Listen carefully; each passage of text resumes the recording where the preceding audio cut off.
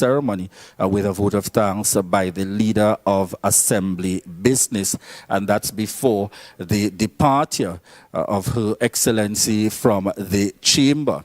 So certainly this is a historic moment for us here in Tobago, and this is marked as the first official visit.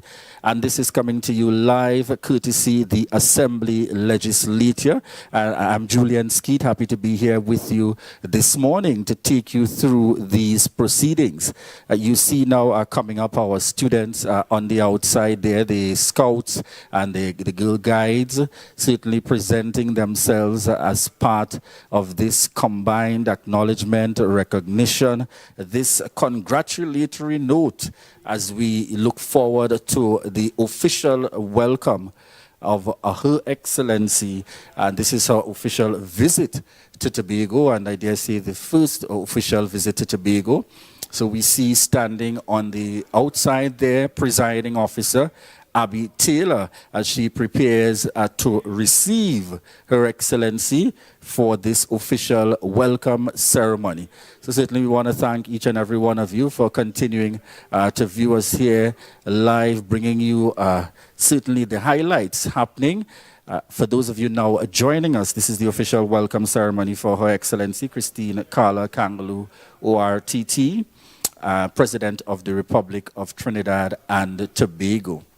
So we're getting some snapshots on the outside, our cultural display happening in the mix there, the Moko Jumbies, as we can see on the outside there. The students are also being prepared, and this is specific to our scouts and guides represented here, young boys and girls. Indeed, a sense of pride. For some, you know, these are memories that will indeed be etched in the minds of these young persons, even as they grow older, to remember and further, you know, to be reminded of the fact that they would have been a part, a significant part, in fact, of this first official visit by the President of the Republic of Trinidad and Tobago.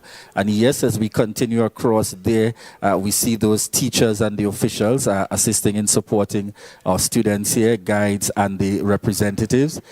If we continue on, just on that end, we're getting a closer view here of our boys and girls in anticipation. We are also hearing the sirens coming in close, which means very near that we are probably some mere seconds or a minute or two away from the official arrival of Her Excellency. So certainly all await to warmly welcome Her Excellency here on this first official visit to Tobago. And this is the official welcome ceremony taking place at the Assembly Legislature Chamber. And that is in Uptown Scarborough, Tobago. Certainly a proud moment for us here.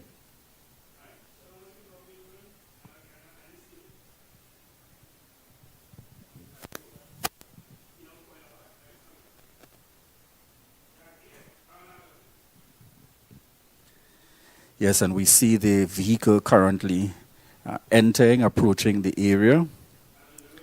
Yes, and this will be the presidential entourage there entering in very slowly at that. I am certain Her Excellency is getting an opportunity to see the cultural display that we have happening here as part of our proud and rich culture here on the island of Tobago. All right, and we see the official vehicle coming in, entering the gates here.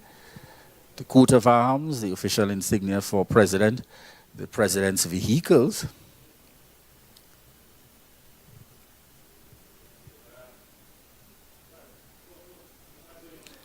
Yes, ladies and gentlemen, the moment that we have all been waiting for. Historic moment at that.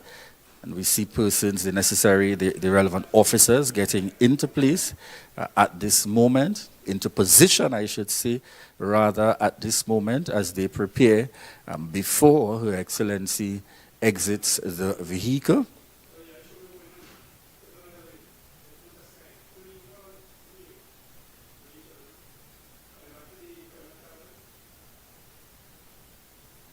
Yes, and this we're seeing that's a wide shot there. Yes, and it's Her Excellency has officially arrived. Yes, and she is now greeted by the presiding officer of the Tobago House of Assembly, Miss Abby Taylor. Yes, and as she, at this point, she takes the president in, and that's President Christine Carla Kangaloo, ORTT, President of the Republic of Trinidad and Tobago. So this is the official entry here of the president as we prepare to commence in the chamber, and that will be the official welcome ceremony. Certainly all the fanfare that goes with it for the official arrival of the President of the Republic of Trinidad and Tobago.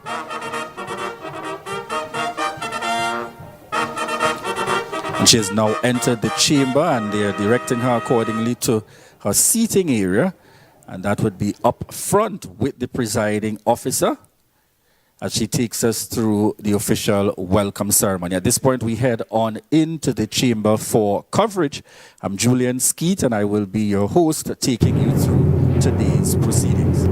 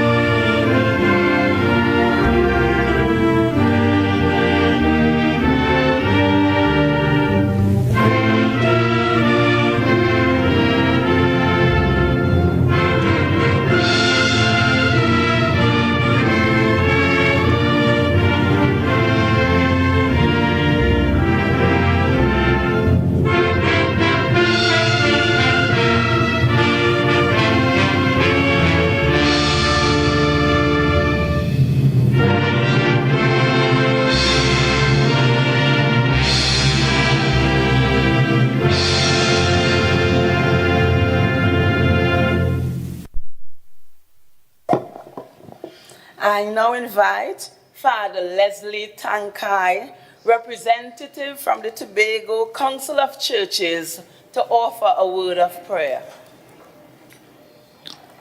Almighty God, your word calls us to be subjects of your state and to every human institution.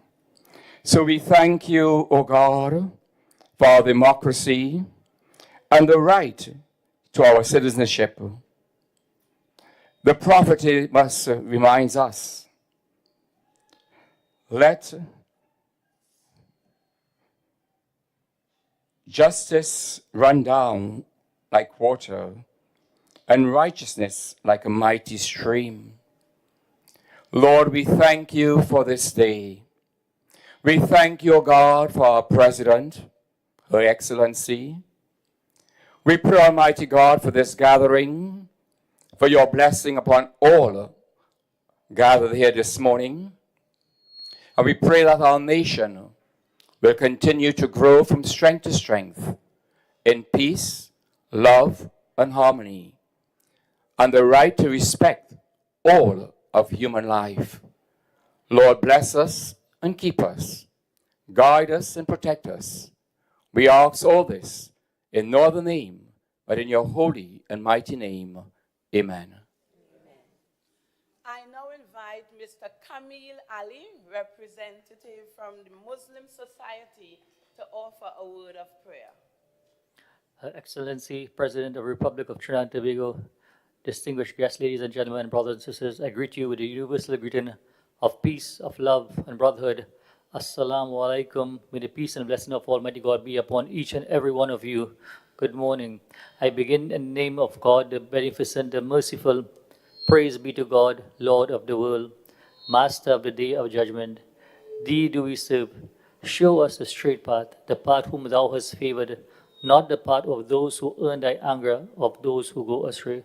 Almighty God, praise and thanks to thee for allowing us this wonderful opportunity to gather here this morning to give us the life, the health, and strength to be amongst each other. We ask you, Almighty God, to bless this sacred chamber and all those who are here this morning. We ask you to bless our president and all other members of the Tobago House of Assembly, those who are present and those who are absent. In thy name do we pray, in thy name do we beg, in thy name do we beseech. O Almighty God, bless this beautiful nation of ours. Thank you. I now invite Mrs. Pulwati Bipat, representative from the Hindu Society, to offer a word of prayer. Sitaram, and a pleasant good morning to everyone. I bring greetings on behalf of the Hindu community. Om Vakratunda Mahakaya Surya Koti Samaprabha Nirvignam Kurume Deva Sarvakarayeshu Sarvada. Om Tvameva Mata Chapita Tvameva Tvameva Bandhu Chatsaka Tvameva Tvameva Vidya Tvavinang Tvameva Tvameva Sarvam Mama Deva Deva. Om Shanti Shanti Shanti Hari Om. O Lord, we seek your blessing today to remove all obstacles that we may encounter in our daily activities. Shower your blessings on all our leaders. Lord, guide them to make our nation a progressive one, free from all encumbrances, so we remain united as a people and make this nation a better place for all. And let there be peace amongst us. Sitaram, thank you. I now invite Dr. Ellis Boris, representative from the Baha'i Faith, to offer a word of prayer.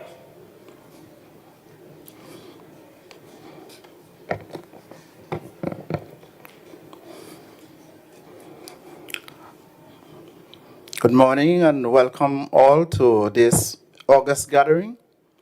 And the Honorable President, thank you for coming to the House and all the House members.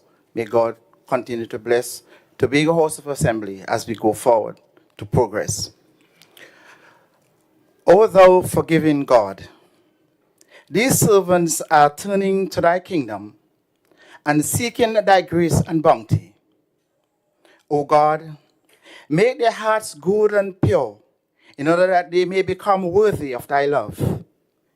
Purify and sanctify the spirits, that the light of the Sun of Reality may shine upon them. Purify and sanctify the eyes, that they may perceive thy light. Purify and sanctify the ears, in order that they may hear the call of thy kingdom. O Lord, verily we are weak, but thou art mighty. Verily we are poor, but thou art rich. We are seekers, and thou art the one sought. O Lord, have compassion upon us and forgive us.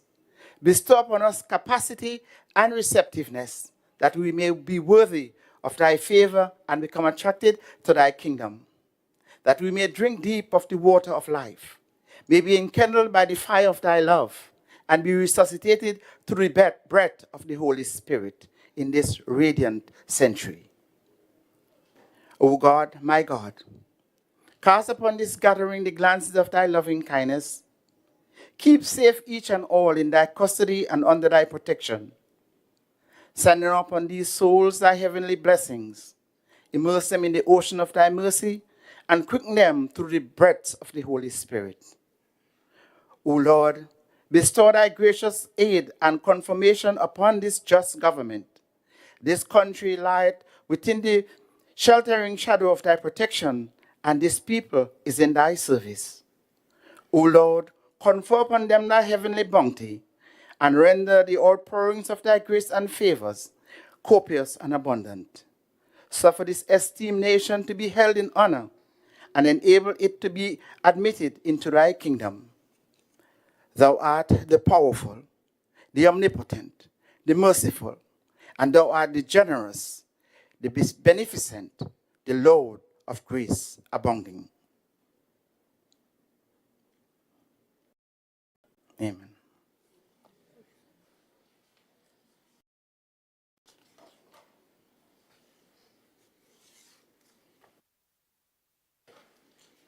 Honorable members, you may have your seat.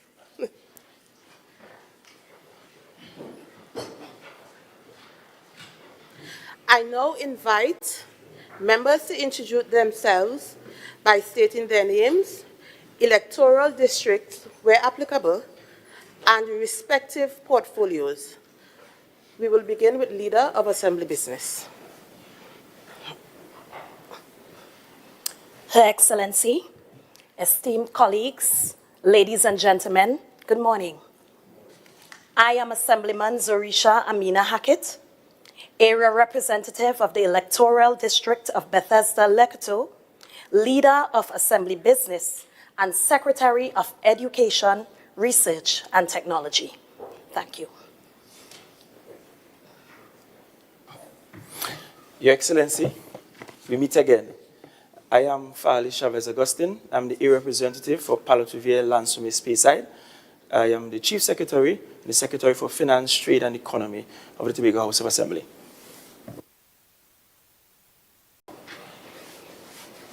Her Excellency, I am Dr. Faith B. Israel, member for Bell Garden, Glamorgan, Deputy Chief Secretary and Secretary with responsibility for health, wellness, and social protection.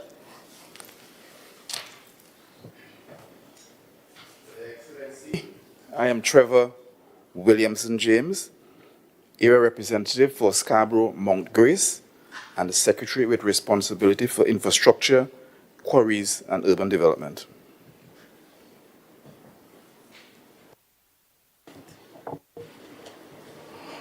Good morning, everyone. Her Excellency, I am Natasha Charles Pantin, Assemblyman for Bagatelle Bacolet, and the Secretary of the Division of Food Security, Natural Resources, the Environment, and Sustainable Development.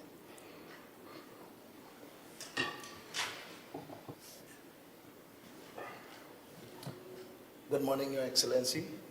I am Pastor Terence Baines, area representative for Bethel Newgrange, Secretary in the Division of Community Development, Youth Development, and Sport.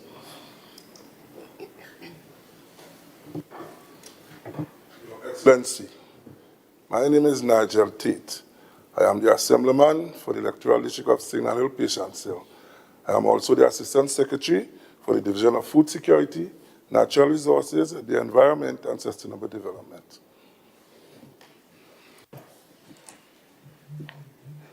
Her Excellency, I am Megan C. Morrison, area representative for the Electoral District of Mount St. George Goodroad, with the portfolio of Assistant Secretary in the Division of Tourism, Culture, Antiquities, and Transportation. Good morning, everyone. Excellency. My name is Niall George, area representative, Plymouth Blackrock. I am Assistant Secretary in the Division of Settlement, Public Utilities, and Rural Development.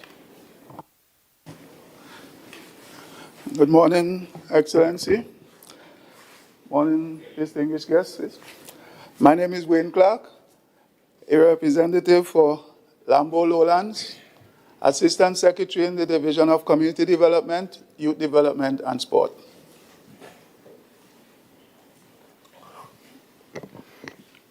Her Excellency, my name is Sonny Alfred Craig.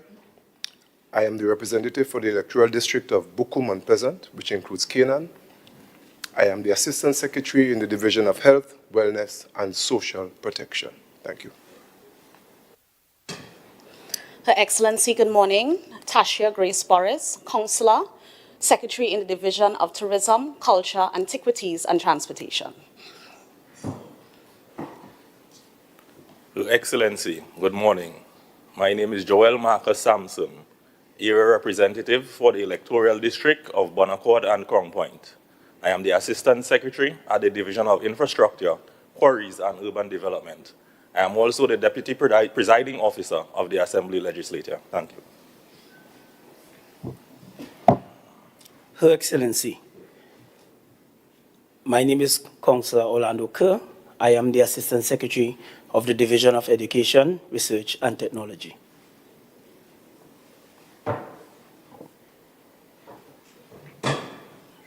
Her Excellency, good morning. I'm Watson Solomon Duke, the area representative for Roxborough Argyle. Thank you. Her Excellency, good morning, Madam Presiding Officer, members, guests in our chamber. I am Petal Daniel Benwa, Minority Councillor.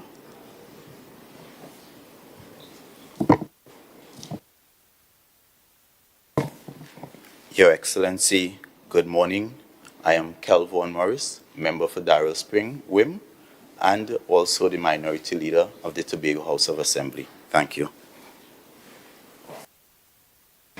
Presiding Officer, Ms. Abby Taylor, will now deliver the official welcome.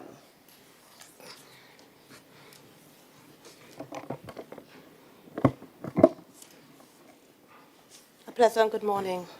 Your Excellency, Christine Carla Kangaloo, Order of the Republic of Trinidad and Tobago, President of the Republic of Trinidad and Tobago. The Honorable Shamfa Kojo, Minister of Sport and Community Development, and the representative of the Tobago West constituency. The Honorable Fali Chavez Augustine, Chief Secretary of Tobago, and Mrs. Augustine. The Honorable Ayana Webster Roy, Minister of State in the Office of the Prime Minister and a representative of Tobago East constituency. Government Senator, Mr. Lawrence Hislop. Independent Senator, Dr. Maria Dillon Remy. Members of the Tobago House of Assembly and your spouses, former parliamentarians and members of the Tobago House of Assembly, Chief Administrator of the Tobago House of Assembly, Mrs. Denise Toby Kwashi, administrators, Clerk of the Assembly, Ms. Alana Nadine Henry, Chief of Defense Staff, Air Vice Marshal Darrell Daniel, and heads of armed forces, members of the clergy, principals and students, specially invited guests, members of the media, distinguished ladies and gentlemen, a special good morning to you all. On this notable occasion, it is my honor to welcome Your Excellency on behalf of the members of the House, specially invited guests and people of Tobago. Welcome to the island of Tobago, a small yet powerful place filled with people of passion and purpose. It is with even greater pride that we have this opportunity of hosting the constitutional head of state in a location which holds such prominence and historical significance to the people of Tobago. The humble yet formidable structure in which we are currently housed is a representation of strength and fortitude of the thousands of Tobagonians who pass by its way daily. A structure that would be 200 years old in the year 2025. Having endured a colorful and at times tumultuous past, the Assembly building looks nothing like the challenges it has been privy to, both inside and outside of its robust walls in its almost 200 years of sturdy existence. Our architectural host has borne witness to the likes of colonialism, regime changes, social and economic fallouts, riots, natural disasters, modification and restoration, and of course, a worldwide pandemic. And yet, it stands, aloof and firmly as a beacon of solidarity, as it remains one of the oldest, most celebrated structures in the Caribbean. A true physical representation of the strength and resilience of our people. Resilience is the way we endure, adapt, and overcome adversity. It is the ability to bounce back from setbacks and find opportunities in the midst of crisis. As leaders, our role in promoting resilience is paramount. In times of crisis, a steady hand at the helm that provides reassurance to a nation in need is not an option, but a necessity. Your Excellency, as a nation, we can give testimony to the significance of resilience within our ever-evolving society. Our journey has not been without its struggles. We have faced battles of European powers, the battle for self-actualization, the battle of rebuilding our economy in the face of disaster. As a nation, we require a type of resilience which defines us as unique and united. A people united in strength which allows us the capacity to cope together as a people as we collectively face challenges and handle adversity and rebuild from hardships. Cultivating this type of collective strength requires those at the helm to place their emphasis on two very crucial aspects: listening to the population and creating a culture of endurance in the younger generation. A nation must build the environment to create winners. It is our obligation to foster and nurture the upcoming generation's ability to embrace strength and courage, and we must further encourage them to find solutions instead of excuses in seemingly tumultuous times. Your Excellency, the ability to conquer in these trying times depends largely on our abilities as leaders to keep our ears to the ground and our eyes on progress. We must lend a listening ear and assistance to those who may be most affected, to those who experience most harshly the impact of social change and economic inconsistencies, those who may most require our support. In closing, let us work on creating an environment conducive to courage, strength, and resilience as we continue to encourage those who have given us the opportunity to lead.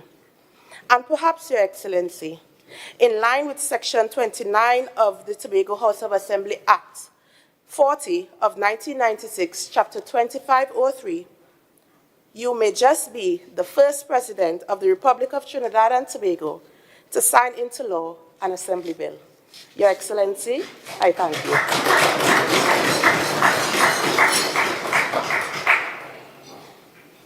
The Minority Leader, Assemblyman Kelvon Morris, will now deliver greetings.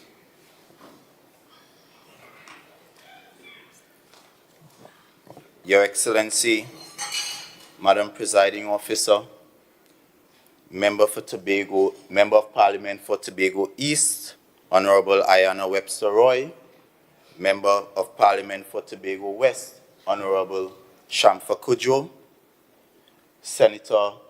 Government Senator Lawrence Hislop, Independent Senator Dr.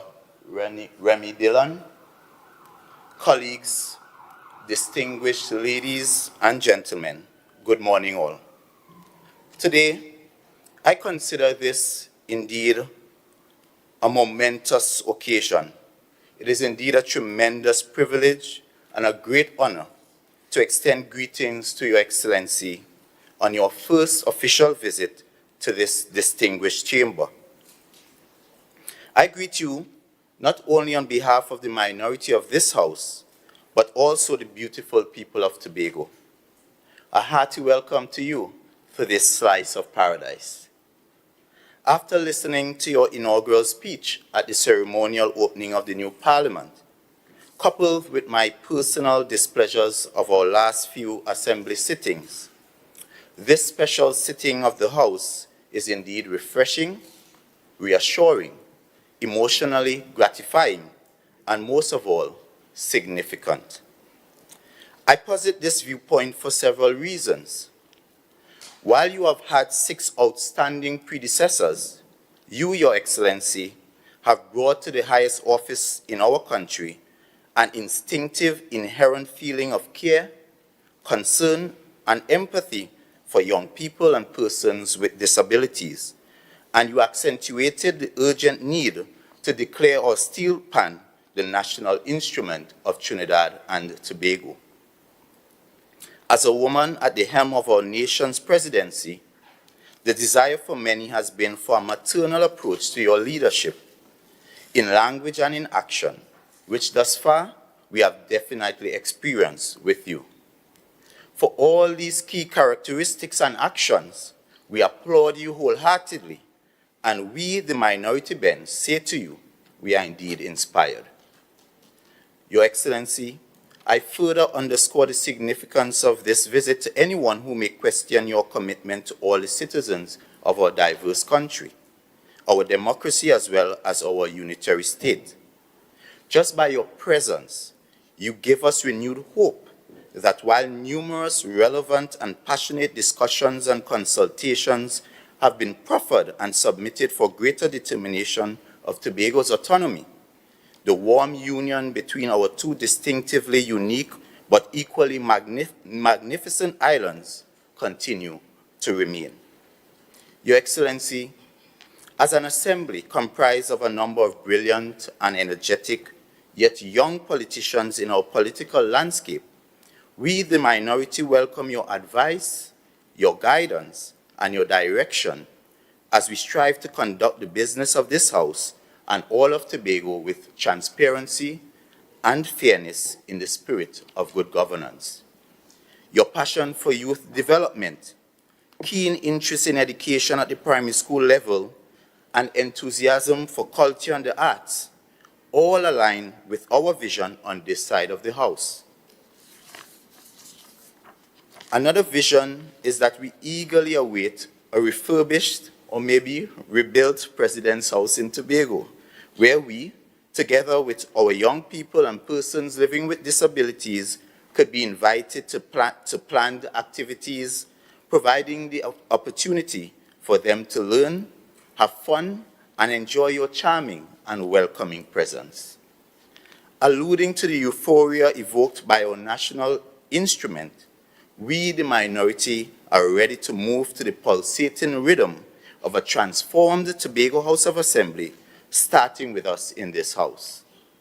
We, the minority, give you the assurance that we will continue to be advocates and positive voices for whatever is good, whatever is necessary, and whatever is practicable for all the people of Tobago and Trinidad and Tobago. Like you, we will continue to be advocates for improved lives and livelihoods and greater collaboration and unity between the two islands. May Almighty God bless you, Your Excellency, and may He bless us all. I thank you.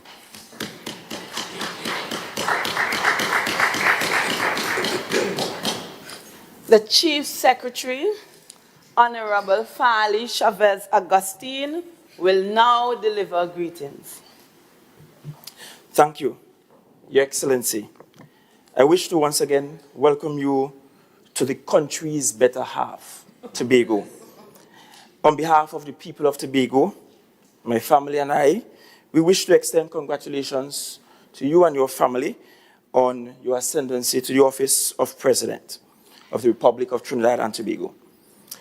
Your Excellency, as you ascended the steps of this chamber this morning, you actually entered the country's oldest political institution and parliament, given that this parliament was first incarnated in 1768.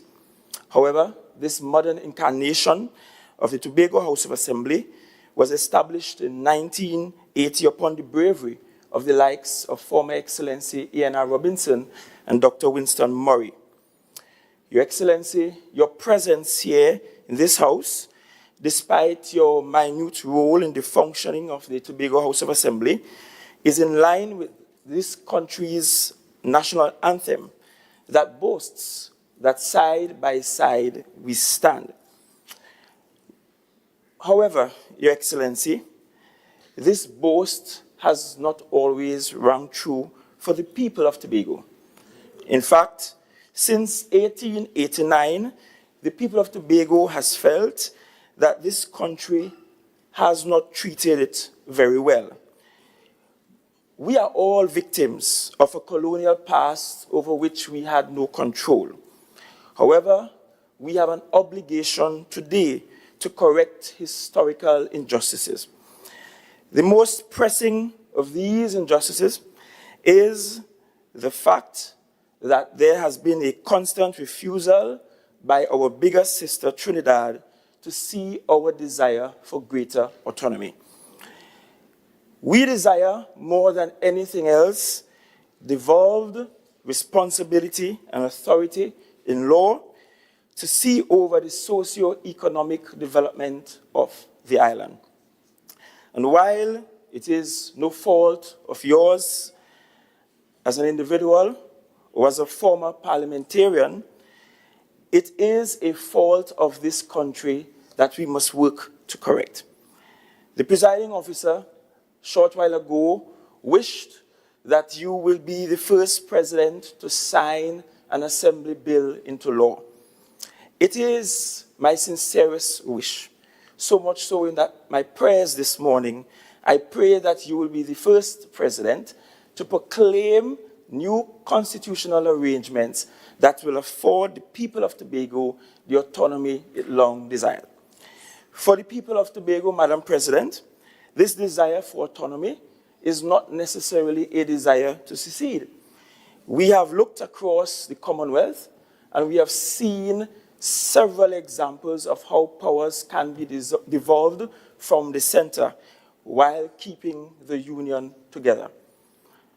I am afraid, Madam Presiding Officer, that my generation might be the last polite generation demanding this of our country. And so it is my sincerest hope that during your tenure, that we will be able to settle an historical wrong.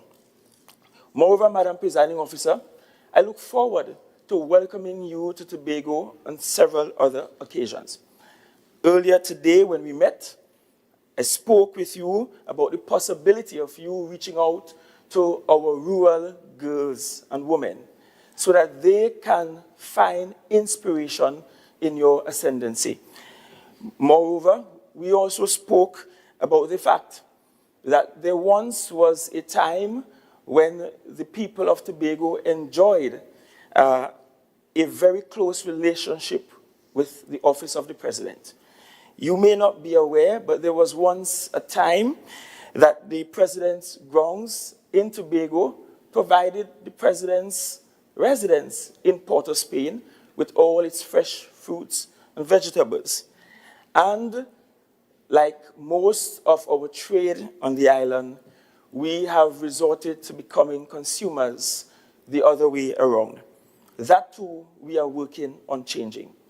So, Madam Presiding Officer, I hope, Madam President, I hope that this occasion leaves you with not just a great impression of our island. I hope that your rest here, I'm certain, is better than you will get anywhere else in the country. But I hope that as you return to Port of Spain, you return to advocate on behalf of the people of Tobago so that we can settle an historical injustice and we can truly live out the meaning of that line in the anthem, that side by side, not one behind the other, but side by side, bigger island and smaller islands, side by side, we stand all the trials we will have to face in this global atmosphere. Thank you for being here, and may God richly bless you and your family.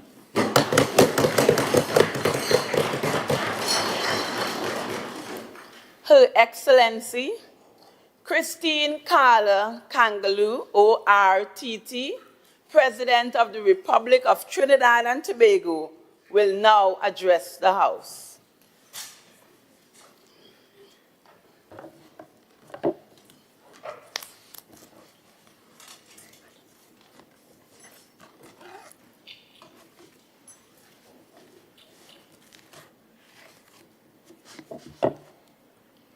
Madam Presiding Officer, honorable members of the Assembly, Cabinet Ministers, and members of Parliament for Tobago East and West, other members of Parliament, specially invited guests, members of the media. I should like to begin by thanking Madam Presiding Officer for enabling me to be here by extending to me the invitation to address you this morning. Permit me to thank as well the staff of the Assembly for the courtesy and the kindness that they have shown to me throughout my visit. And permit me especially to thank all of you honourable members of the Assembly for their faithful and dedicated service to the people of Tobago and by extension to the entire country. On September the 11th, I had the similar honour of addressing the country's Parliament on the occasion of the ceremonial opening of the 4th session of the 12th Parliament of the Republic of Trinidad and Tobago. In the course of my address on that occasion, I stated that there were a number of areas on which I hoped Parliament might see it fit to focus during this upcoming session, and I listed just 5 of them. On the following day, it was reported in the Guardian newspaper that the Chief Secretary had said, and I quote, "I think it's about time, and I'm hoping in this parliamentary session, although the President didn't make that one of her wishes, I'm hoping that it will be the wish of the current Parliament in the current session for us to revive matters concerning the autonomy for Tobago," end of quote. Let me speak to this briefly. There are some matters which, as President, one adjudges are best first raised at fora, especially, if not exclusively, created for their articulation and attention. The matter of autonomy for Tobago, I adjudged to be such a matter. It is not that I do not wish for autonomy for Tobago. There are few things that I wish for more. Rather, it was with care and deliberation, and with an abiding respect for the people of Tobago and for its democratic institutions, that I had determined even then that I would raise the matter of autonomy of Tobago, in Tobago, first with the people of Tobago, and in this place, created exclusively to treat with all matters Tobago. And so let me put to rest any anxieties over what it might have been believed I was not wishing for as I addressed the Parliament on September the 11th. Let me assure you that the matter of autonomy for Tobago is one that I regard as absolutely critical to the proper development of our country.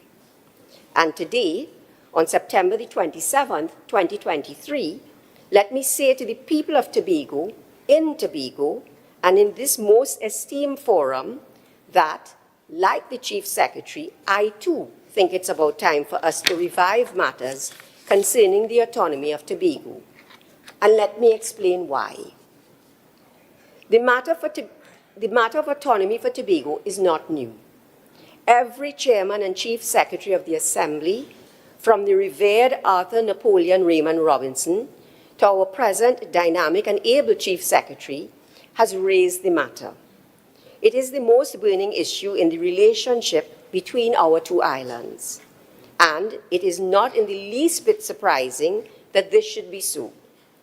The issue emerged the moment that and in the manner in which our two islands were joined together, not by the instinctive and spontaneous will of a people, but by a tactical and strategic maneuver of a colonial power who promulgated an order in council in 1898 and declared that our two islands should be joined with effect from January 1st, 1899. Like so many unions at that time, ours was a union of socio-economic and political convenience. It was a union imposed upon our people from on high. To our credit, we have worked hard since then to make successful a marriage that had been arranged for us by an imperial power that controlled us at the time. But for that marriage to be a healthy and a successful marriage today, the parties to it must, as all successful marriages require, each develop their own independent identities and fulfill their individual potential. It is only when each partner is allowed to develop his or her own fullest potential that each is then able to return to the other, larger than when first they came together, and strengthen and deepen their underlying union. It is idle to talk of a perfect marriage, but it is essential to work towards a marriage in which each partner feels that his or her individual identity and individual aspirations are not only respected, but are supported. As Khalil Gibran put in his famous poem on marriage, "Sing and dance together and be joyous, but let each one of you be alone, even as the strings of a lute are alone, though they quiver with the same music." The question of autonomy for Tobago is the question of how to let each of us be alone, yet remain a part of the same indivisible whole, and all the while quiver with the same music of a single national identity. It is not that, as a people, we have not earnestly been trying to answer that conundrum. We have been trying to answer it for more than 100 years. The history of our attempts at answering it is well recorded. In her book, The Union of Trinidad and Tobago, A Historical Perspective, Dr. Rita Pemberton comments that since in the early 20th century, there was in Tobago discontent that the island was made a ward or administrative district of Trinidad. Many in Tobago felt that their views and needs would be largely overlooked by the government in Trinidad. By 1977, that discontent had risen to such a level that in the House of Representatives in Port of Spain, former President Arthur Napoleon Raymond Robinson, in his speech on internal self-government for Tobago, was driven to tell the nation that, and I quote, "The purpose of this motion is to place a substantial part of the responsibility for the conduct of Tobago's affairs fairly and squarely where it belongs. That is to say, in the hands of the residents of Tobago themselves. And let me make it absolutely clear, whatever the outcome of this motion, whether the members opposite vote for it or against it, the fact of the matter is that from today, self-government for Tobago is on the national agenda, and it will not be off the national agenda until it has been achieved." Close quote. I believe that at this juncture of our country's history, our task, the signal importance of which has escaped neither the Chief Secretary nor me, is to fight to keep the question of Tobago's autonomy on the national agenda and to strain every muscle in us to struggle for its achievement and attention until it is advanced and achieved. In doing so, we need, I think, to build on our past attempts at legislative measures to secure Tobago's autonomy. There have been many such attempts, but there need to be more. We have passed and repealed the Tobago House of Assembly Act 1980 and have replaced it with the Tobago House of Assembly Act of 1996. These attempts at putting in place suitable arrangements for self-governance in Tobago, as welcome as they were, have not gone quite far enough. I believe that the time has come for there to be a new, and it is hoped, a final legislative push to secure autonomy for Tobago. That time is now, and history will not absolve us if we, those who sit where we do at this time in our nation's history, do not do that which is required to secure Tobago's autonomy once and for all by legislative means. Never in our nation's history have the attempts to do so been more insistent, more consistent, and more feverish than in recent times. One has only to look at the recent history of these attempts to recognize that the rhetorical questions of, if not now, when, and if not us, who, have already begun to be answered. Permit me to share briefly that recent history. It was the Assembly itself which in 2007 restarted the discussion on the way forward towards internal self-government for Tobago. That discussion gave birth to a series of consultations held over the period 2014 to 2016, led by a forum of the leaders of political parties in Tobago.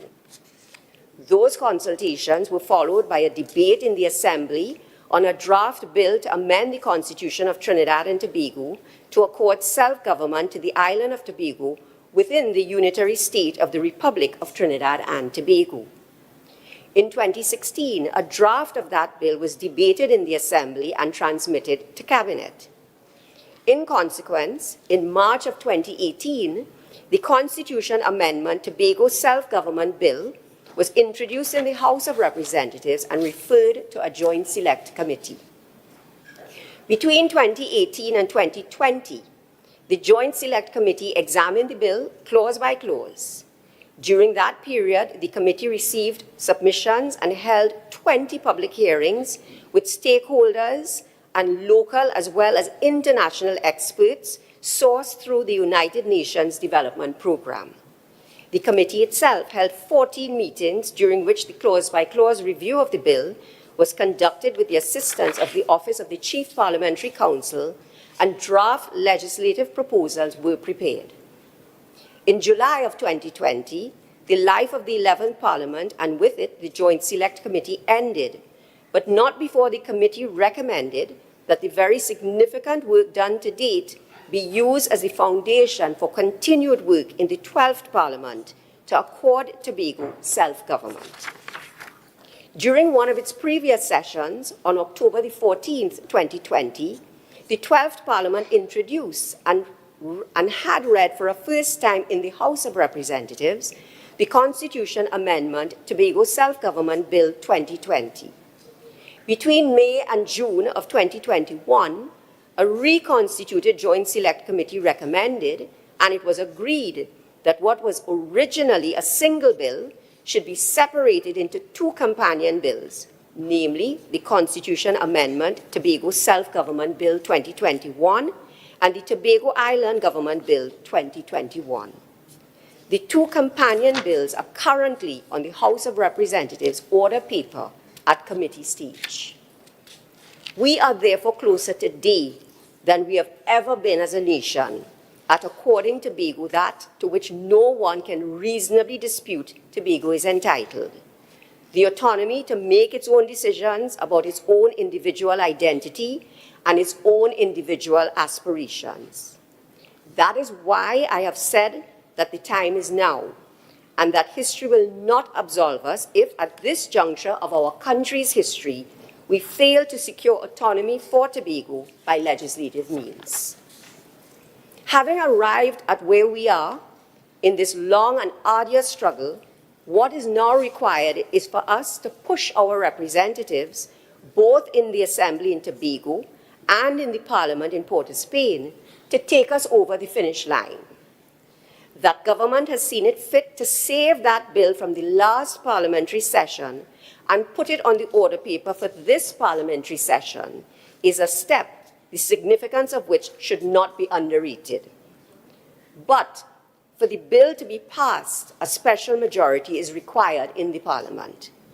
And here, I want to join with Independent Senator Dr. Maria Dillon Remy's call in her article printed in the Express newspaper of Saturday, September the 23rd, 2023, to the Chief Secretary and the people of Tobago to intensify their advocacy for the required legislative interventions to be had.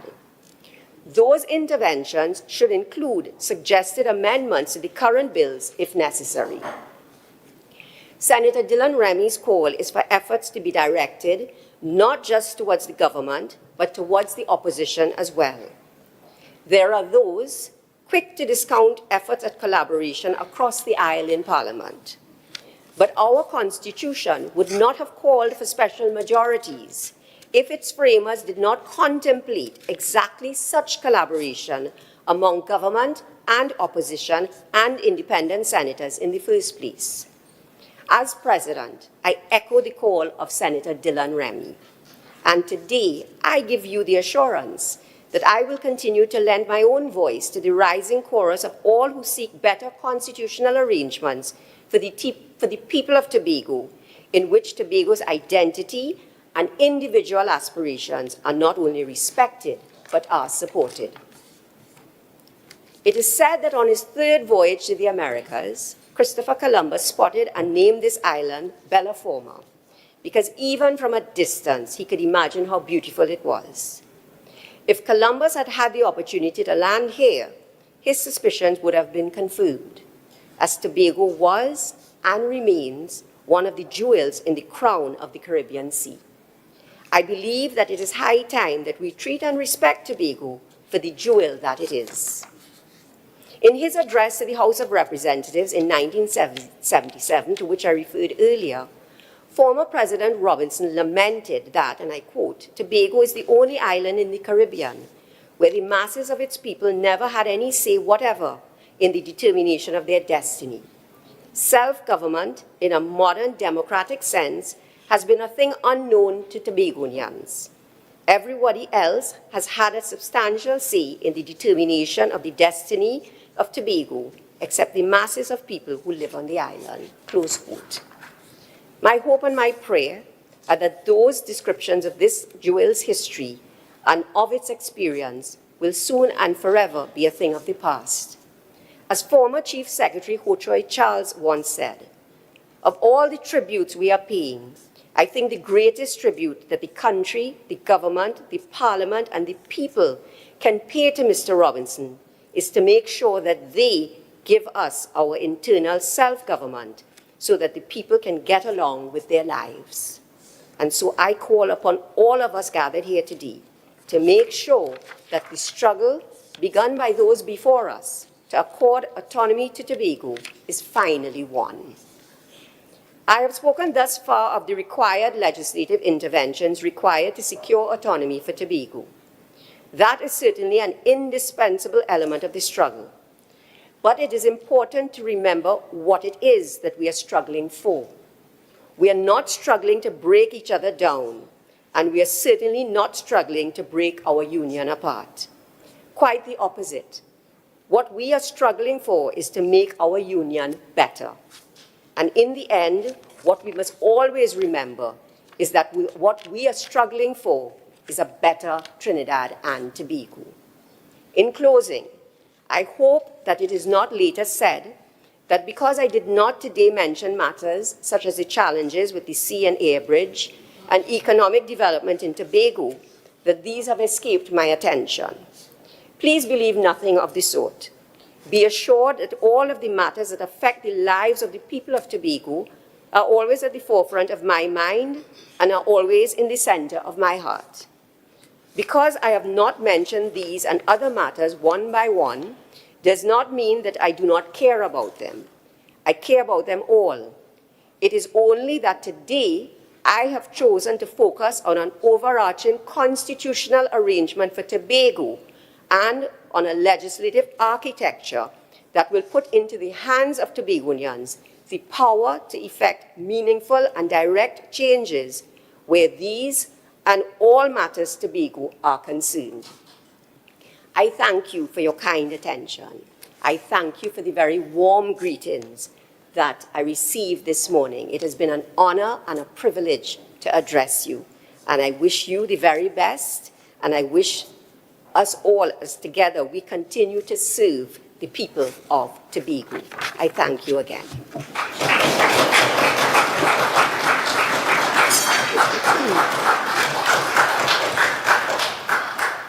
The leader of Assembly Business, Assemblyman Zorisha Hackett, will now deliver vote of thanks.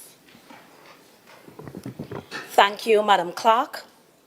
Your Excellency, Christine Kala Kangaloo, ORTT, President of the Republic of Trinidad and Tobago, the Honorable Fali Chavez Augustin, Chief Secretary of Tobago and Mrs. Augustin, the Honorable Shamfa Cudjoe, Minister of Sport and Community Development and representative of the Tobago West constituency, the Honorable Ayana Webster Roy, Minister of State in the Office of the Prime Minister and the representative of the Tobago East constituency, Government Minister Mr. Lawrence Hislop, Independent Senator Dr. Maria Dillon Remy, my colleagues, Assemblymen and Councillors of the majority, Minority Leader Assemblyman Kelvin Morris, and other members of the minority, former parliamentarians and members of the Tobago House of Assembly,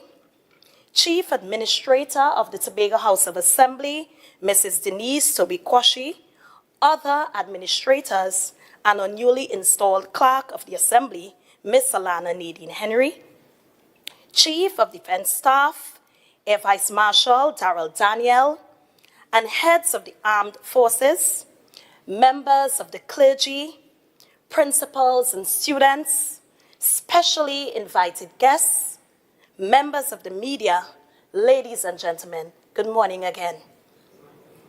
As leader of Assembly business, it is not only a privilege, but a profound honor to stand in this august chamber and deliver this resounding vote of appreciation at the culmination of the official welcome ceremony for Your Excellency, Christine Kala Kangaloo, ORTT. Our national anthem poignantly reminds us that here every creed and race find an equal place, and may God bless our nation.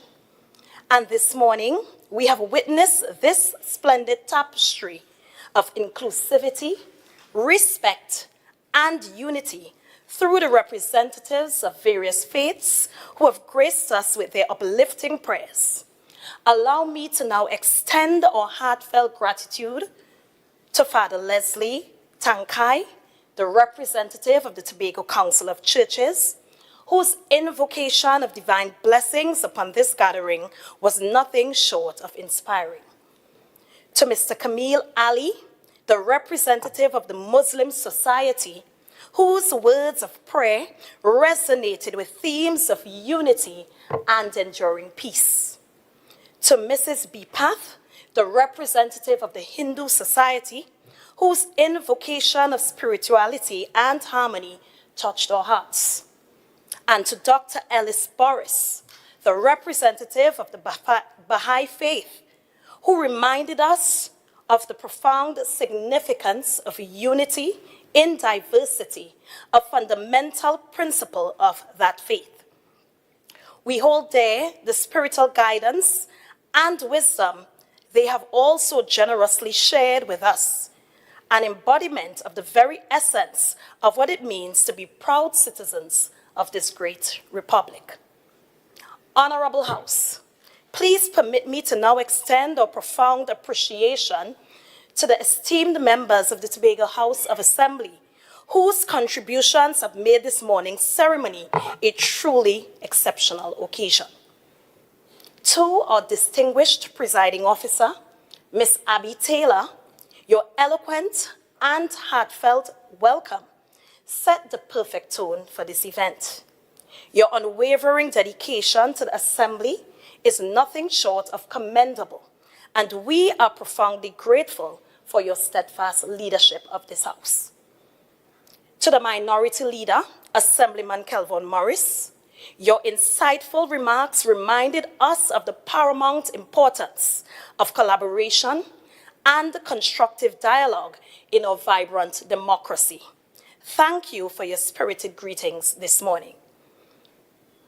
To the Chief Secretary of Tobago, the Honorable Fali Chavez Augustin, your powerful greetings not only reflect the spirit of Tobago's unity and progress, but also embody the very essence of visionary leadership. Your tireless commitment to our beloved island is nothing short of remarkable. Let me also hasten to add that we truly appreciate your call to ensure that side by side, Trinidad and Tobago stand. And now I wish to thank you, Your Excellency, the guest of honor of today's ceremony. Your Excellency, Christine Kala Kangaloo, ORTT, the 7th President of the Republic of Trinidad and Tobago, we extend our deepest gratitude and profound appreciation of you. Your Excellency, your presence here today, which marks your first official visit since assuming office on March 20th, 2023, stands as a testament to your unwavering dedication to all citizens of our nation, including Tobago. Your words of inspiration and guidance, resonate within us, igniting our commitment to progress, unity, and dedicated service to our beloved island. We also truly appreciate your perspective on the ongoing autonomy conversation and humbly charge you with the responsibility of advocating for and with us in this quest for greater self-actualization for Tobago. Your Excellency, your tenure thus far as head of state has been characterized by grace, by wisdom, and a profound love for our nation. Might I also add, and with some bias here, that I have been keenly observing the special attention you have been placing on education. Today, we have been vividly reminded that leadership at its very pinnacle transcends mere position holding. It is about igniting and uplifting the hearts of a nation. Thank you once again, Your Excellency, for gracing us with your presence, for your unwavering service to our nation, and for sharing your profound words of wisdom. May God continue to richly and abundantly bless you and shower divine peace, love, and unity upon a great nation of Trinidad and Tobago. I thank you.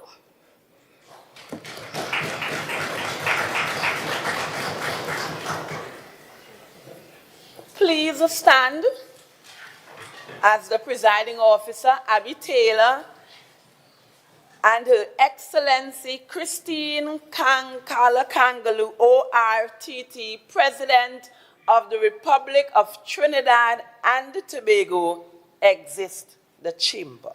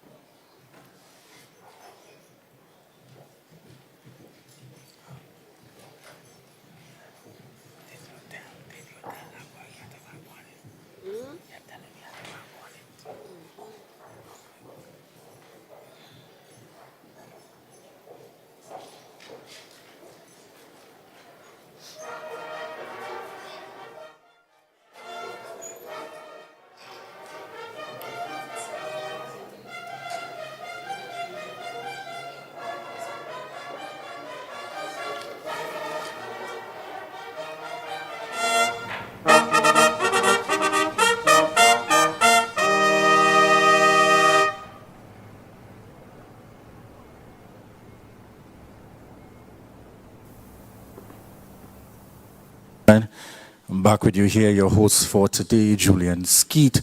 We have just witnessed this as the official welcome ceremony for Her Excellency Christine Carla Kangaloo, ORTT, President of the Republic of Trinidad and Tobago. The ceremony just took place here at the Assembly Legislature Chamber.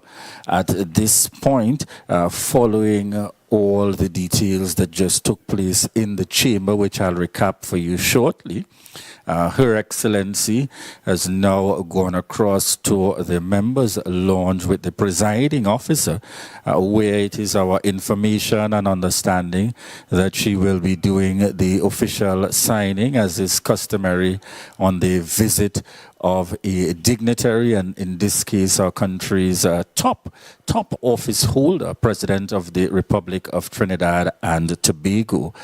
From in the views that are captured on the inside of the chamber there, we can also see present, or I'll go with what's on screen at the moment, we can see present here students representing our various schools, out here, proud indeed, a proud moment for students of our schools throughout Tobago. Our students would have been invited from all our schools throughout Tobago to send representatives, certainly to witness this historic moment here for us. In the chamber, we see Deputy Presiding Officer Joel Sampson, Assemblyman Joel Sampson, seeking to bring the proceedings to a close. We're also seeing, and we have noticed in the chamber, certainly congratulations going out to our very recent national award winners.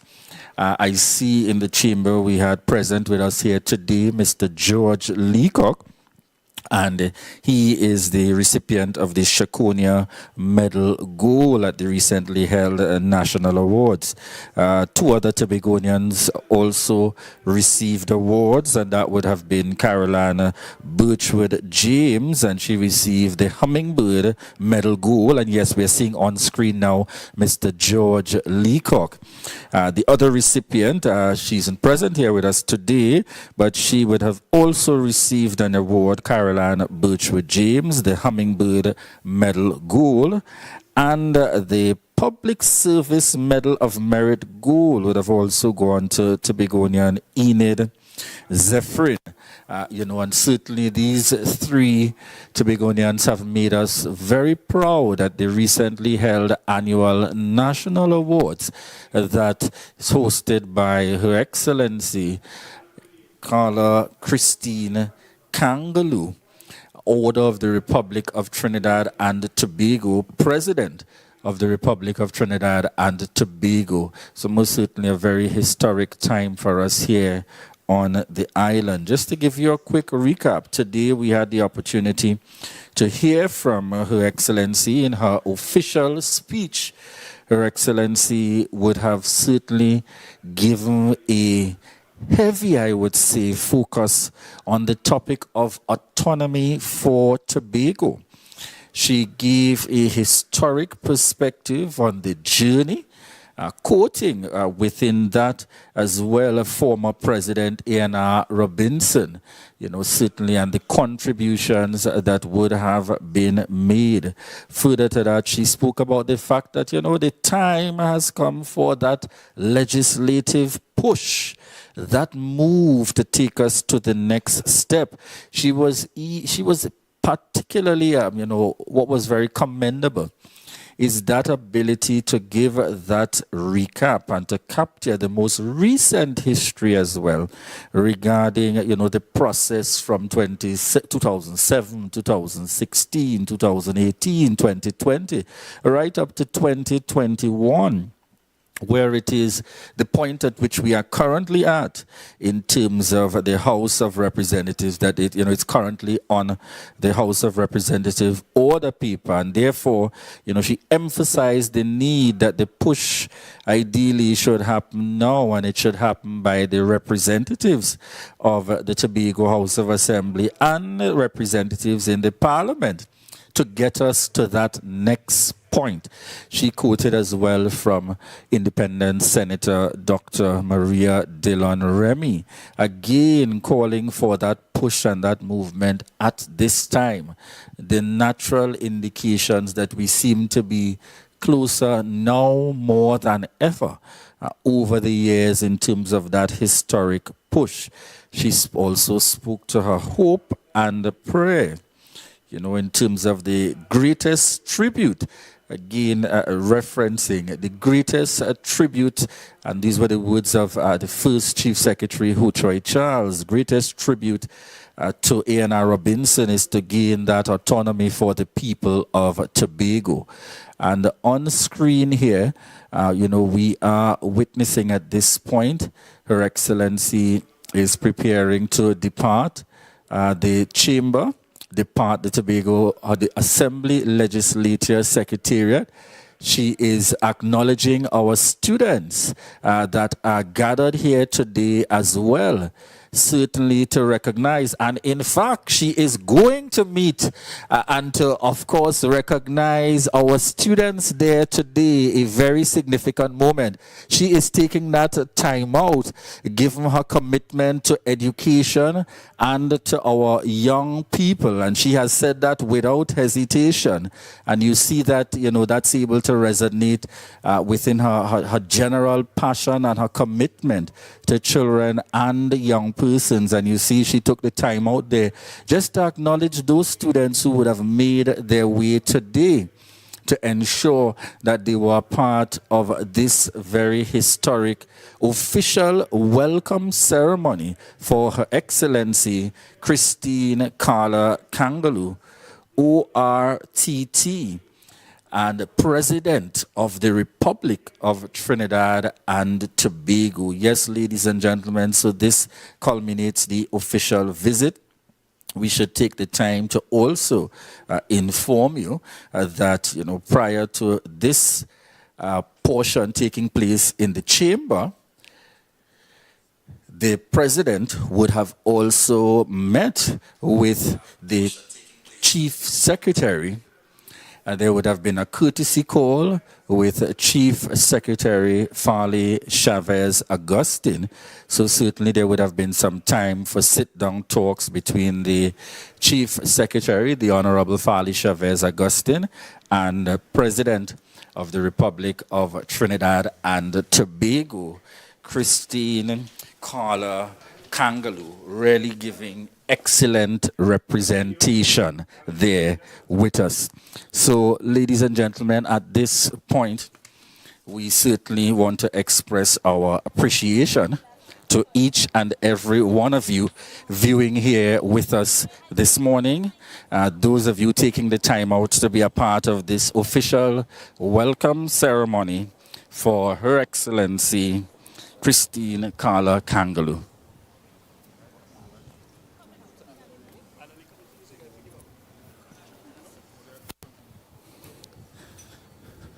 Yes, once again, ladies and gentlemen, I am Julian Skeet, your host for today, and we want to say thank you very much for taking the opportunity to join us here at the Assembly Legislature Secretariat.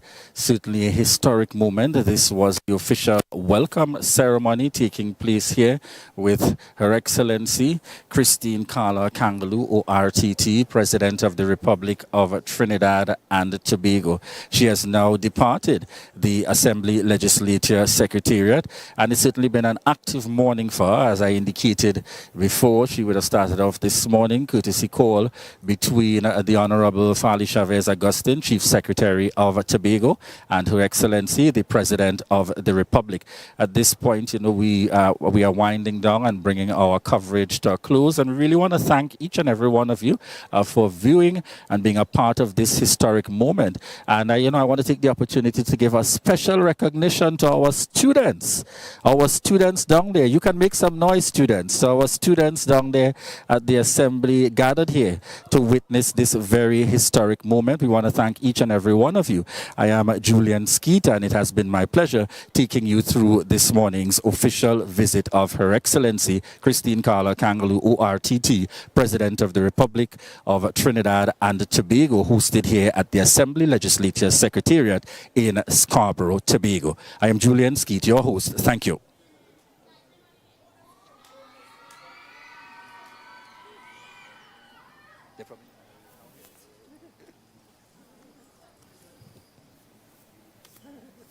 Good man, good.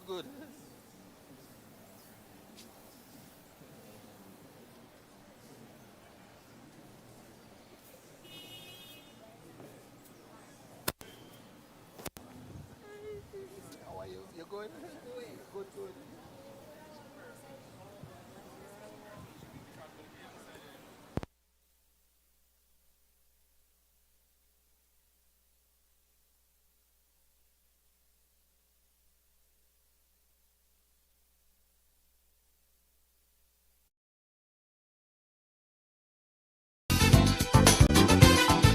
Welcome to Democracy Now!, democracynow.org, the War and Peace Report. I'm Amy Goodman.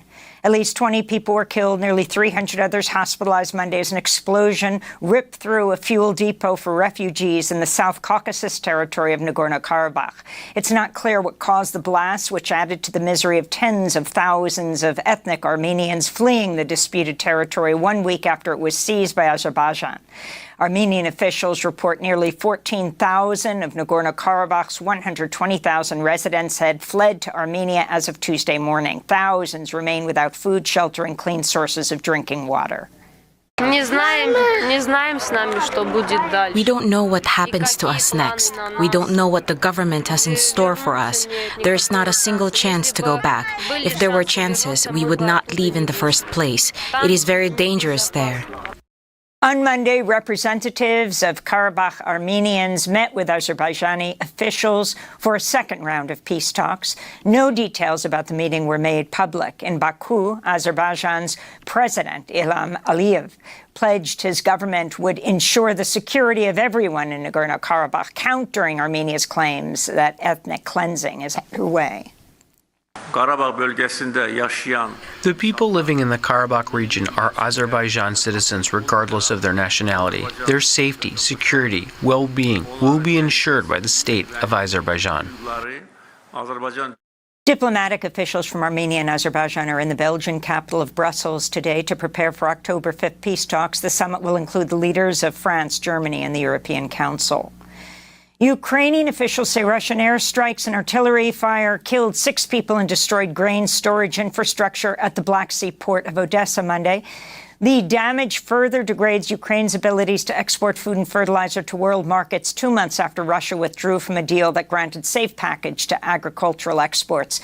Monday's attacks came as Ukraine's military said it's confirmed the deaths of the top commander of Russia's Black Sea Fleet, along with 33 other officers in a Ukrainian missile attack on Russian-occupied Crimea last week. The Kremlin claims just 1 member of the Russian military is missing after the attack. Meanwhile, the United Nations Independent Commission of Inquiry on Ukraine says investigators have found continued evidence of war crimes committed by Russian forces in Ukraine. The commission's chair, Eric Moes, testified to the UN Human Rights Commission in Geneva Monday. The use of torture by Russian armed forces in areas under their control has been widespread and systematic.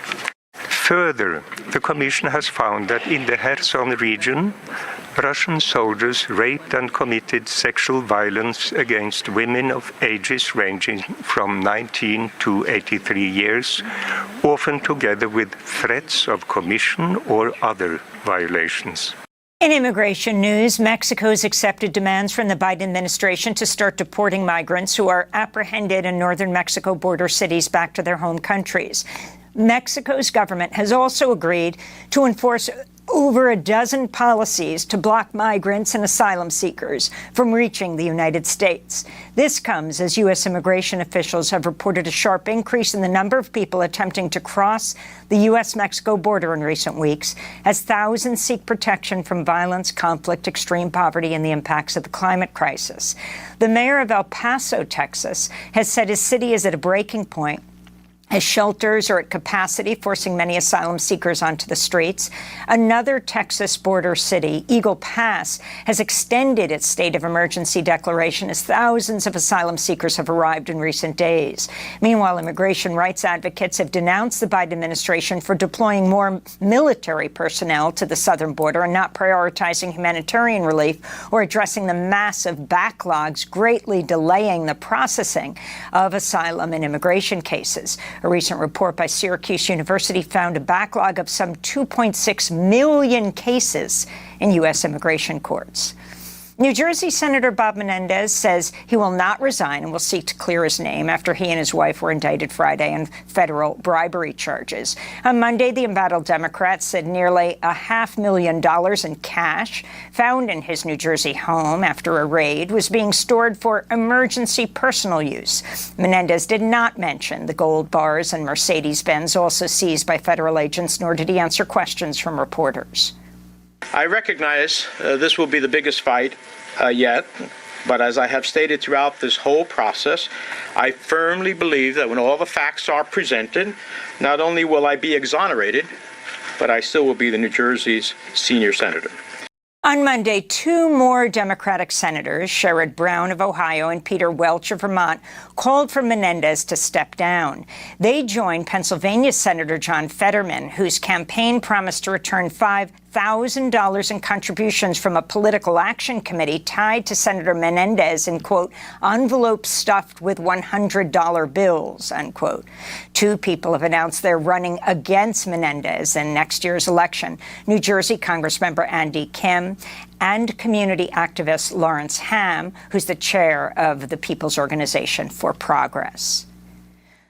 Former President Donald Trump has called for the outgoing chair of the Joint Chiefs of Staff, General Mark Milley, to be put to death. Trump made the remark Monday on his social media platform, Truth Social, accusing Milley of secretly speaking to China's government behind his back in the final months of his administration. Trump wrote, quote, "This is an act so egregious that in times gone by, the punishment would have been death." In Georgia, the Fulton County Superior Court Judge Scott McAfee has granted a request by prosecutors to restrict the release of personal information about jurors in the election interference case against former President Trump and 18 co-defendants. District Attorney Fani Willis requested additional protections after members of the grand jury who brought the indictments had their home addresses, phone numbers, and other personal information posted online, leading to threats and harassment. Willis and members of her team also received death threats. In Colorado, a judge overseeing a case seeking to bar Donald Trump from the 2024 presidential ballot has issued a protective order barring threats and intimidation. CREW, that's Citizens for Responsibility and Ethics in Washington, argues Trump is disqualified under a clause of the 14th Amendment that prohibits people from holding office if they've, quote, engaged in insurrection against the United States. Meanwhile, Trump's presidential campaign is denying the former president purchased a Glock pistol during a visit to a gun store in South Carolina Monday. Video widely shared on social media shows Trump admiring the weapon, which was decorated with Trump's name and likeness, and saying he'd like to buy it. Federal law bars the sale of firearms to people who are under indictment for crimes carrying sentences of more than a year, which would include Trump. This comes days after President Biden unveiled a new White House Office of Gun Violence Prevention. After every mass shooting, we hear a simple message, the same message heard all over the country. And I've been to every mass shooting. Do something. Please do something. Do something to prevent the tragedies that leave behind survivors who will always carry the physical and emotional scars. The Gun Violence Archive reports nearly 32,000 people across the United States have died from firearms so far this year. 519 people have been killed in mass shootings. Microsoft is on track to complete the largest ever merger of technology firms after British regulators approved its $69 billion purchase of the video game maker Activision Blizzard. This comes after a federal judge in July refused the Biden administration's request to issue a temporary injunction stopping the merger, citing antitrust laws.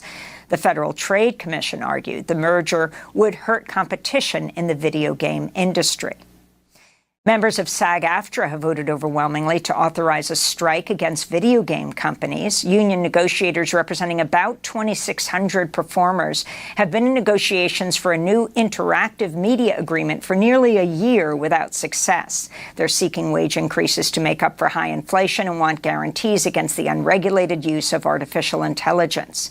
The strike authorization comes as Hollywood actors remain on strike, even after major studios reached a tentative agreement Sunday with screenwriters in the Writers Guild of America.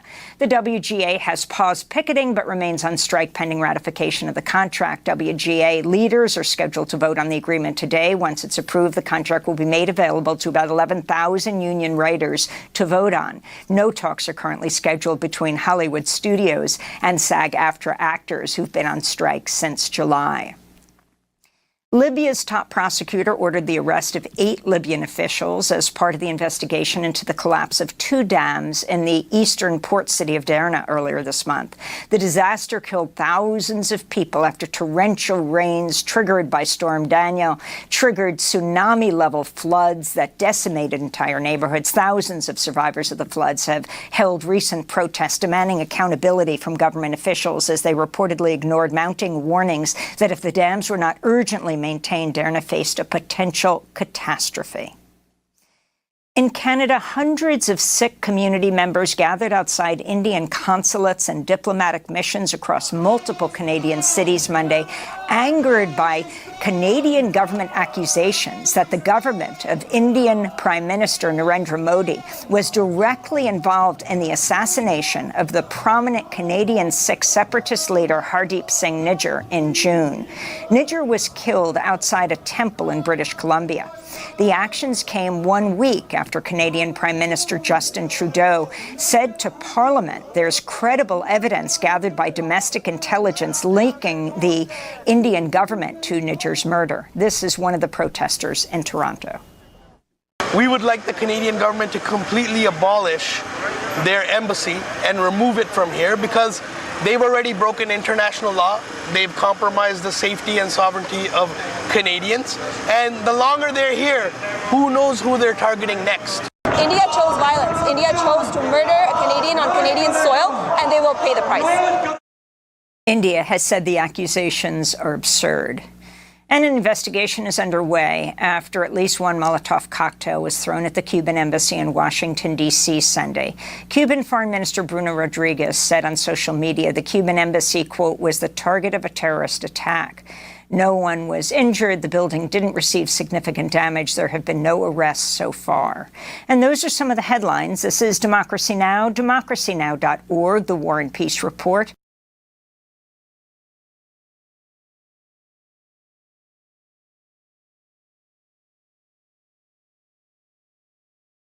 So it doesn't have real-time text messages. Those were lost due to a technological migration, the Secret Service and Department of Homeland Security says, but it has other documentary evidence about events leading up to January 6th and some of it about what happened on January 6th, but not real-time communication between agents. And what's important, and I know we have a panelist who will have even more specificity on this, but I've covered 5 U.S. presidents, and I know, I wouldn't say a great deal, but a good deal about Secret Service and how it operates around the U.S. presidency. It has 2 predominant concerns. Situational awareness, which is broadly defined, anything around the president, where the president is or where he's going, and actual proximity of any threats near to or possibly near to the president. There's a lot more that goes into it, but those are 2 very important concerns. Any communication about that day, what was the situational awareness of weapons in the crowd around the so-called Stop the Steal rally, and whatever might have been a proximate concern about the president's safety, either where he was on the ellipse in the front on the south lawn of the White House, or if, as has been testified, he intended to go up to the Capitol. He said himself he wanted to go up to the Capitol. What would have been the situational risks to the presidency, either generally or in proximity? Anything about that and those details in the Secret Service communications internally would be a revelation today. Let's get right to that. Charles, what type of information could the Secret Service provide about what President Trump knew and when? And what about all of this jumps out to you? Yeah, well, the missing text messages are extremely problematic, and we don't know the extent if they were used at all. Normally, the communications are going to take place either face-to-face by the agents or over the radios, over encrypted radio traffic. So text messages are not a primary method of communications within the Secret Service. Even when I was there, it was actually frowned upon. But that's not to exclude the fact that there could have been text messages. So normal information that you're going to find on a day like January 6th from the Secret Service would be the security planning that was in place. Major brought up a possible trip down to the Capitol. I think that's where you see the decision was made by the Secret Service that there was no security in place to receive the president down at the Capitol and protect him in the way that he needed to be protected. And in that rare instance, you had the Secret Service override the president's desire and return him to the White House. And what an amazing, unprecedented, it feels like that word is too overused at this point, but moment that must have been, and they were concerned about violence. So, Rebecca, I want to get you to weigh in on that. Is there any potential for legal fallout if President Trump did, in fact, know that there was the potential for violence on January 6th and was doing anything potentially to stoke that? Well, yes, for sure. I mean, this is a question. There's been a narrative that has been developed throughout these hearings about the developing, ongoing, alarming sense that there might be, that there could be, that people are outside with weapons. And the president's knowledge of and reaction to that information is critical if there were ultimately any criminal case that were to be brought, because his state of mind is the one thing that is the most difficult thing for prosecutors to prove in a case like this. I want to bring in Caitlin Huey-Burns in Washington, because we know that some of the committees recently interviewed Ginny Thomas, a conservative activist, the wife of Supreme Court Justice Clarence Thomas. What role could her recent testimony play in what we're all about to watch right now? Right, and that's what we are curious to hear, whether her testimony will be part of the new revelations that the committee says that they are going to have to present to the public today. Remember, she is important because of those text messages with Trump Chief of Staff Mark Meadows and her engagement in this effort to undermine the election. So that would be something new that we haven't heard, and the committee has not committed publicly whether that will be part of the tranche of new evidence presented today.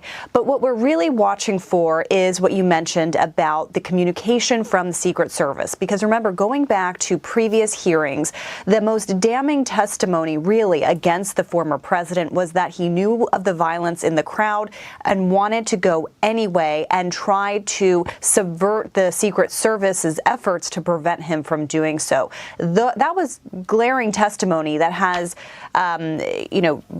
gotten backlash from those two Secret Service members who were called out by name, but they have not yet testified under oath, at least that we've seen publicly. So that is something that we're looking for to kind of corroborate previous testimony, and that gets to the key issue at question here that the committee is trying to connect all the dots to, is what was the former president's involvement in all of this? Was he central to the scheme to overturn the election?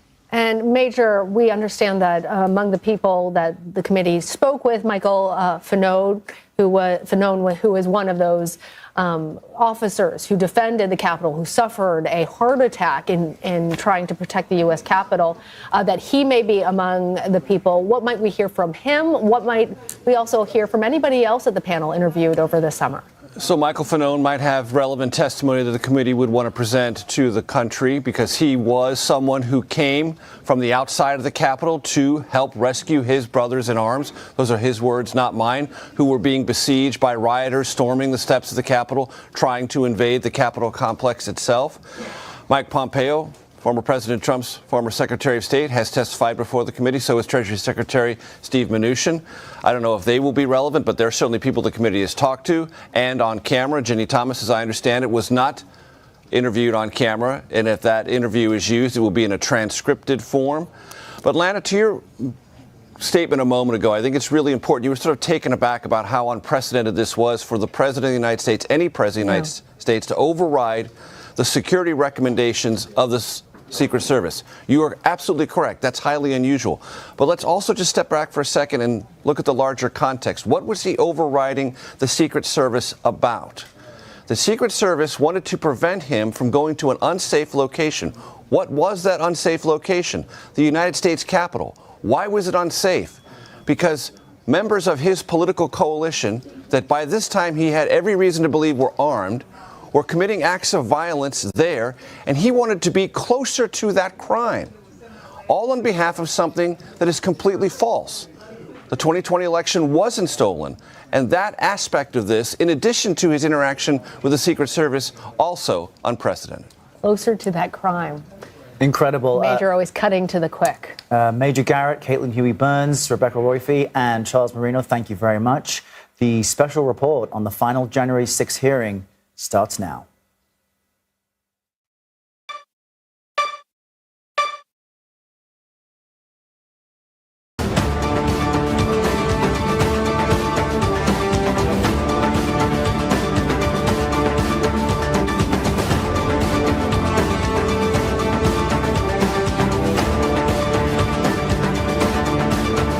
This is a CBS News special report. I'm Norah O'Donnell in Washington. And as you can see, we are just moments away from what could be the final January 6th hearing. We expect to hear stunning new evidence today, also see never before seen video. And we are just learning that the Secret Service has turned over more than a million records, documents which could give some very important context about January 6th and the days leading up to the riot. It's also important to remember what these hearings are about. Did the President of the United States, Donald Trump, conspire to overthrow the government? Now, the committee, I should say, has been hoping to prove that he did. Also note the backdrop of today's hearing. It's important, too. We are just a few weeks away from the midterm elections, and the January 6th committee believes there is an ongoing threat to democracy. We have our team of correspondents who has been diving into all the new details that we're about to hear. Let's bring in senior investigative correspondent Catherine Herridge. This has been this outstanding item, the cooperation of the Secret Service, even though they've turned over more than 1 million documents. Is it what we want? What the committee investigators wanted were the text messages, sort of the real-time communications on January 6th. What they got in the end was over 1 million records, including emails. And my contacts say it builds this mosaic of what was happening leading up to and then after January 6th, specifically the potential for violence, and that it was understood that the president's supporters were armed that day. And in the last few minutes, Nora, we have some new information that there was a specific warning to a member of the president's security detail that the situation was unraveling, and they wanted confirmation that President Trump would not travel to the Capitol as the riots unfolded. All right. What did the president know? What did the team around him know? Why did they fail to prevent this violence? The bigger questions here still remain, John. They do. And what's so important about the Secret Service is that it corroborates testimony of previous witnesses. So what you want to do in these instances is to get as many people telling you the same story as possible. And these are the ones who are telling this key thing, which is that the president knew there was hot danger and did not only do nothing about it, he welcomed it. Let's listen now to the chairman of the committee, Benny Thompson, Democrat of Mississippi. Would wrongly assume that the committee's investigation was a partisan exercise. That's why I asked those who were skeptical of our work to simply listen to the evidence, to hear the testimony with an open mind, and to let the facts speak for themselves before reaching any judgment. Over the course of these hearings, the evidence has proven that there was a multi-part plan led by former President Donald Trump to overturn the 2020 election. Donald Trump lost his bid for re-election, as shown from the testimony of some of the president's closest allies and advisors. Donald Trump knew he lost. Despite this knowledge, Donald Trump went to court to contest the 2020 election, and he lost in court.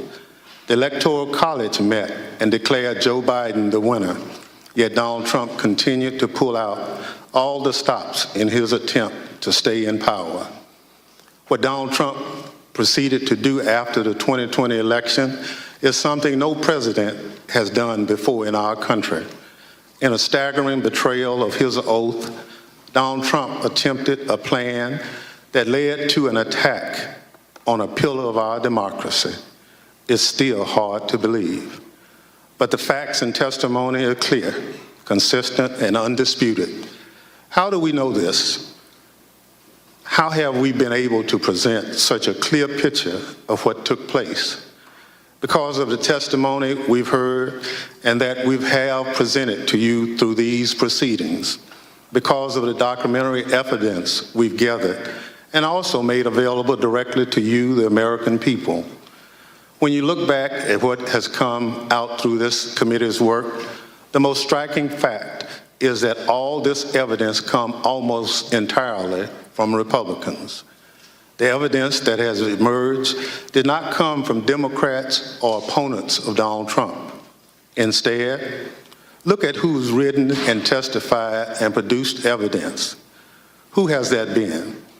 Aides who've worked loyally for Donald Trump for years, Republican state officials and legislators, Republican electors, the chairwoman of the Republican National Committee, political professionals who worked at the highest levels of the Trump campaign, Trump appointees who served in the most senior positions in the Justice Department, President Trump's staff and closest advisors in the White House, members of the President Trump's family, his own White House counsel. I've served in Congress a long time.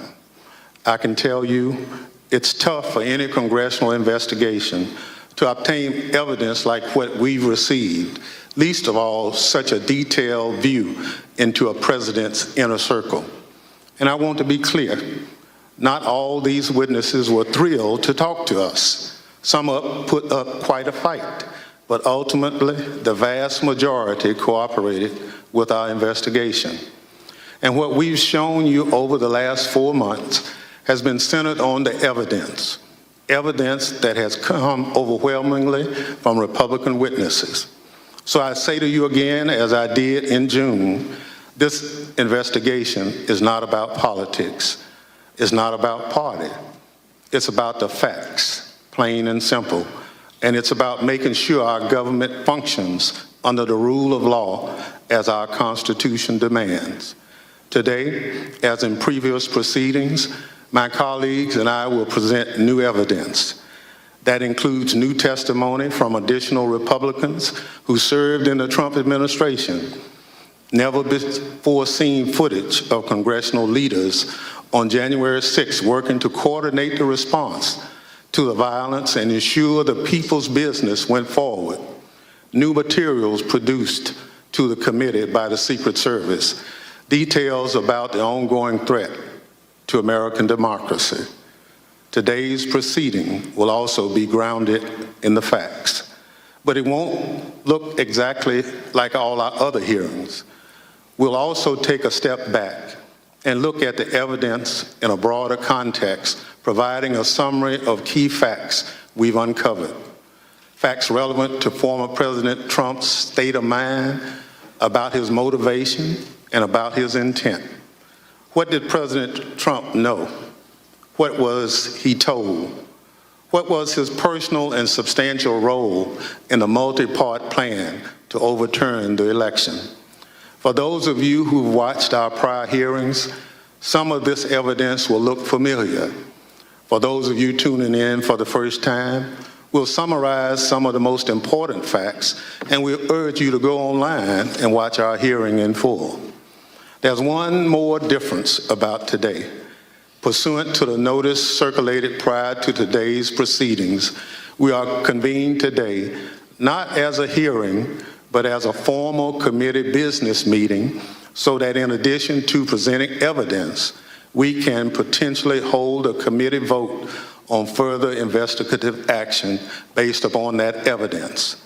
Before we get to that evidence, I'd recognize our distinguished Vice Chair, Ms. Cheney of Wyoming, for any opening statement she'd care to offer.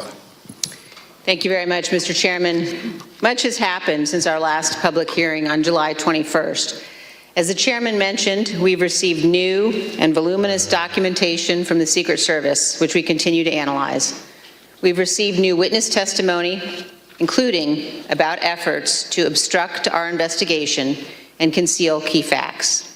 And according to public reporting, the Department of Justice has been very active in pursuing many of the issues identified in our prior hearings. Our committee may ultimately decide to make a series of criminal referrals to the Department of Justice, but we recognize that our role is not to make decisions regarding prosecution. The preamble to our Constitution recites among its purposes to, quote, establish justice. And our nation's judiciary and our U.S. Department of Justice have that responsibility. A key element of this committee's responsibility is to propose reforms to prevent January 6th from ever happening again. We've already proposed, and the House has now passed, a bill to amend the Electoral Count Act to help ensure that no other future plots to overturn an election can succeed. And we will make further specific recommendations in our final report, based in part on the evidence you will hear today. Our hearings last summer began with an outline of President Trump's multi-part plan to overturn the 2020 presidential election. We then proceeded to demonstrate each of these elements in detail, with more than 20 hours of evidence. Today, we will see new evidence, but as the chairman said, we will also synthesize evidence you've seen before. The vast weight of evidence presented so far has shown us that the central cause of January 6th was one man, Donald Trump, whom many others followed. None of this would have happened without him. He was personally and substantially involved in all of it. Exactly how did one man cause all of this? Today, we will focus on President Trump's state of mind, his intent, his motivations, and how he spurred others to do his bidding, and how another January 6th could happen again if we do not take necessary action to prevent it. As you view our evidence today, I would suggest a focus on the following points. First, as you will see, President Trump had a premeditated plan to declare that the election was fraudulent and stolen before Election Day, before he knew the election results. He made his stolen election claims on election night against the advice of his campaign without any evidence in hand. Then, over the next 2 months, he sought to find those who would help him invent and spread lies about the widespread fraud. Many of those who stepped forward to help, including Rudy Giuliani, knew they never had real evidence sufficient to change the election results. And on the evening of January 5th, they admitted they were still trying to find that phantom evidence. Of course, as a result of making intentionally false claims of election fraud, Mr. Giuliani's license to practice law has now been suspended. Second, please recognize that President Donald Trump was in a unique position, better informed about the absence of widespread election fraud than almost any other American. President Trump's own campaign experts told him that there was no evidence to support his claims. His own Justice Department appointees investigated the election fraud claims and told him point blank they were false. In mid-December 2020, President Trump's senior advisors told him the time had come to concede the election. Donald Trump knew the courts had ruled against him. He had all of this information, but still he made the conscious choice to claim fraudulently that the election was stolen, to pressure state officials to change election results, to manufacture fake electoral slates, to attempt to corrupt our Department of Justice, to summon tens of thousands of supporters to Washington. Knowing that they were angry, knowing that some of them were armed, he sent them to the Capitol.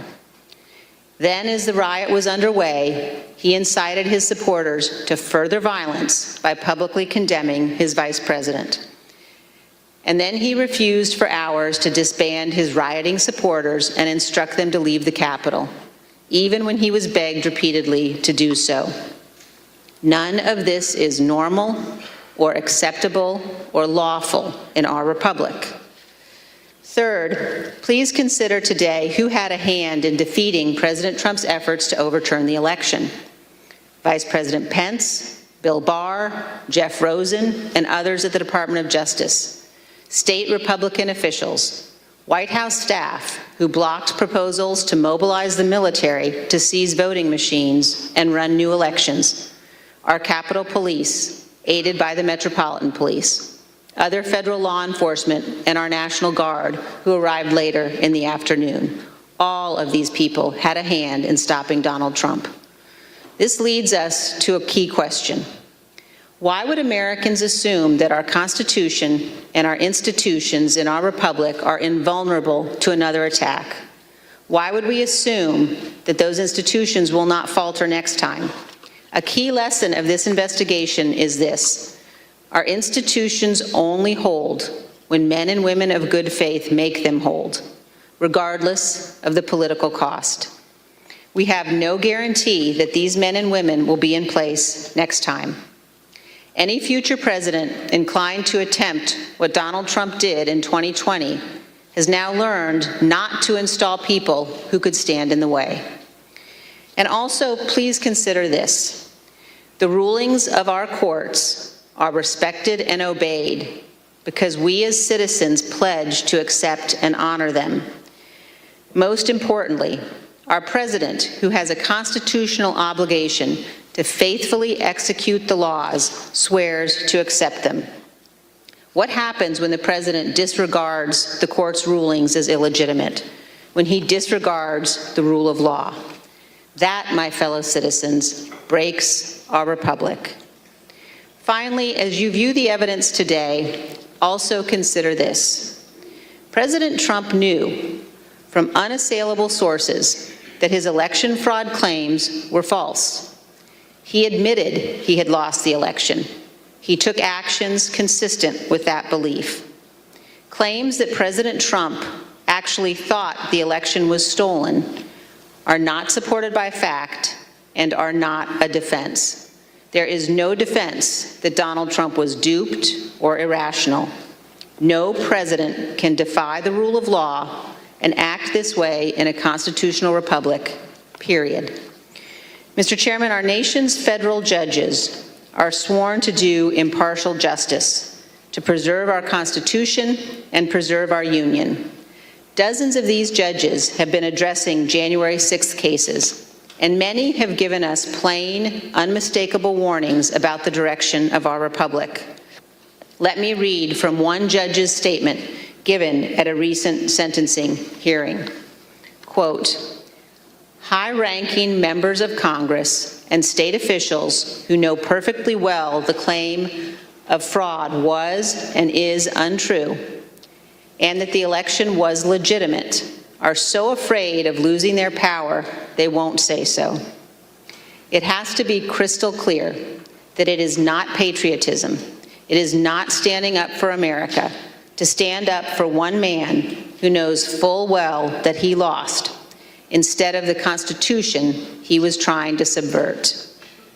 Mr. Chairman, the violence and lawlessness of January 6th was unjustifiable. But our nation cannot only punish the foot soldiers who stormed our Capitol. Those who planned to overturn our election and brought us to the point of violence must also be accountable. With every effort to excuse or justify the conduct of the former president, we chip away at the foundation of our republic. Indefensible conduct is defended, inexcusable conduct is excused. Without accountability, it all becomes normal, and it will recur. So as we watch the evidence today, please consider where our nation is in its history. Consider whether we can survive for another 246 years. Most people in most places on earth have not been free. America is an exception. And America continues only because we bind ourselves to our founders' principles, to our Constitution. We recognize that some principles must be beyond politics, inviolate, and more important than any single American who has ever lived. Thank you, Mr. Chairman. I yield back. Without objections, the chair recognizes the gentlewoman from California, Ms. Lofgren, for an opening statement. Thank you, Mr. Chairman. Very shortly after the election, we began this meeting by returning to election night, November 3rd, 2020. As the chairman noted, we've previously presented testimony about how the election results were expected to come in that night. In certain states, ballots cast by mail before Election Day would be counted only after the polls closed that evening. That meant that election results would not be known for some time. Although President Trump's campaign manager, Bill Stepien, House Republican leader Kevin McCarthy, and Jared Kushner had advised Donald Trump to encourage mail-in voting by Republicans, President Trump did not do so. Yeah, I just remember generally, you had people arguing that we had a very, very robust get out the vote effort and that, mail-in ballots could be a good thing for us if we looked at it correctly. There was one meeting that was had in particular. I invited Kevin McCarthy to join the meeting, he being of like mind on the issue with me, in which we made our case for why we believed mail-in voting not to be a bad thing for his campaign. But the president's mind was made up. So it was expected before the election that the initial counts in some states, in other words, those votes cast on Election Day, would be more heavily Republican, and this would create the false perception of a lead for President Trump, a so-called red mirage. But as the results of the absentee ballots that were later counted, there could be trends towards Vice President Biden as those mail-in ballots were counted. Now, on election night, Donald Trump's advisors specifically told him he didn't have a factual basis to declare victory. He should wait for the remaining ballots to be counted. Here is campaign manager Bill Stepien. It was far too early to be making any calls like that. Ballots were still being counted. Ballots were still going to be counted for days. And it was far too early to be making any proclamation like that. I believe my recommendation was to say that votes were still being counted. It's too early to tell, too early to call the race. But President Trump did declare victory in the late hours of election night. Not only did he declare victory, he also called for the ongoing count of votes to just stop. Stopping the count would have violated both federal and state laws and also disenfranchised millions of voters who lawfully cast their vote. He called for that action anyway. Here's what he said. This is a fraud on the American public.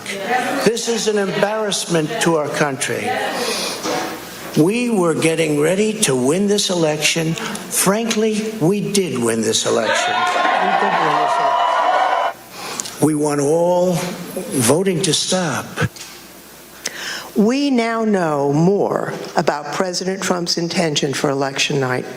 The evidence shows that his false victory speech was planned well in advance, before any votes had been counted.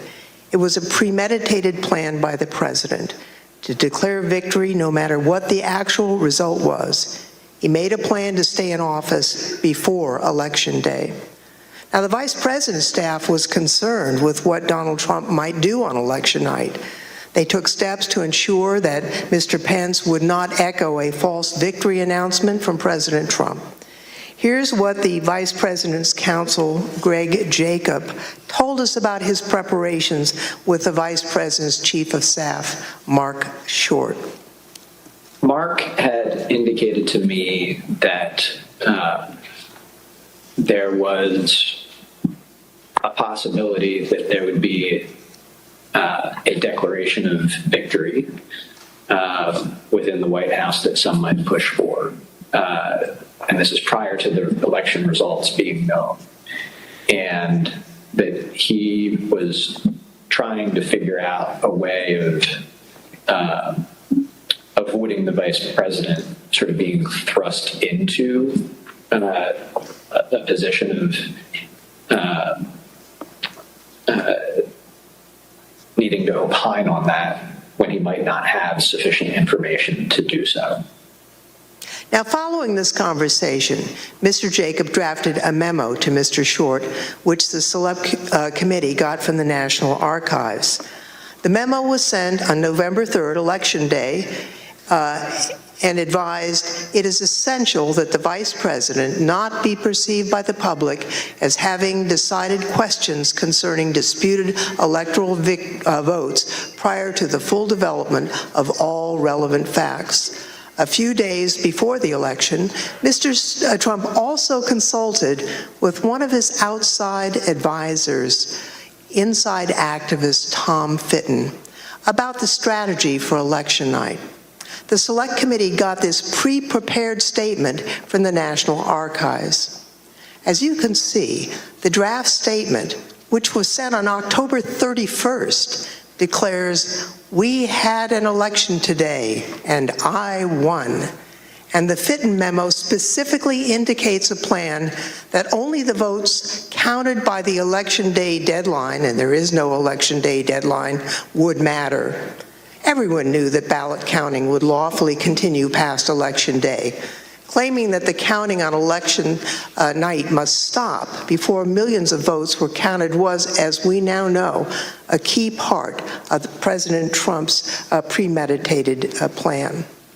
On Election Day, just after 5 p.m., Mr. Fitton indicated he'd spoken with the president about the statement.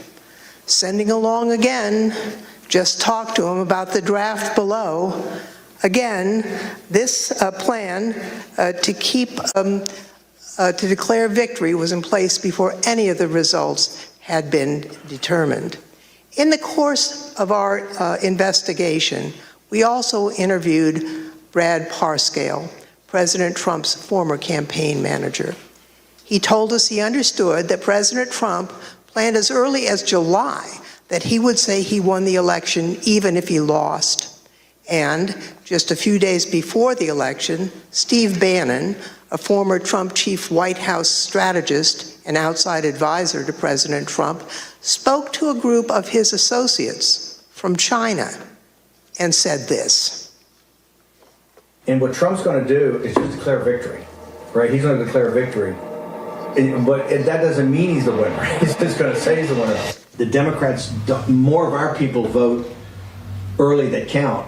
Theirs voted mail. And so they're going to have a natural disadvantage, and Trump's going to take advantage of it. That's our strategy. He's going to declare himself a winner. So when you wake up Wednesday morning, it's going to be a firestorm.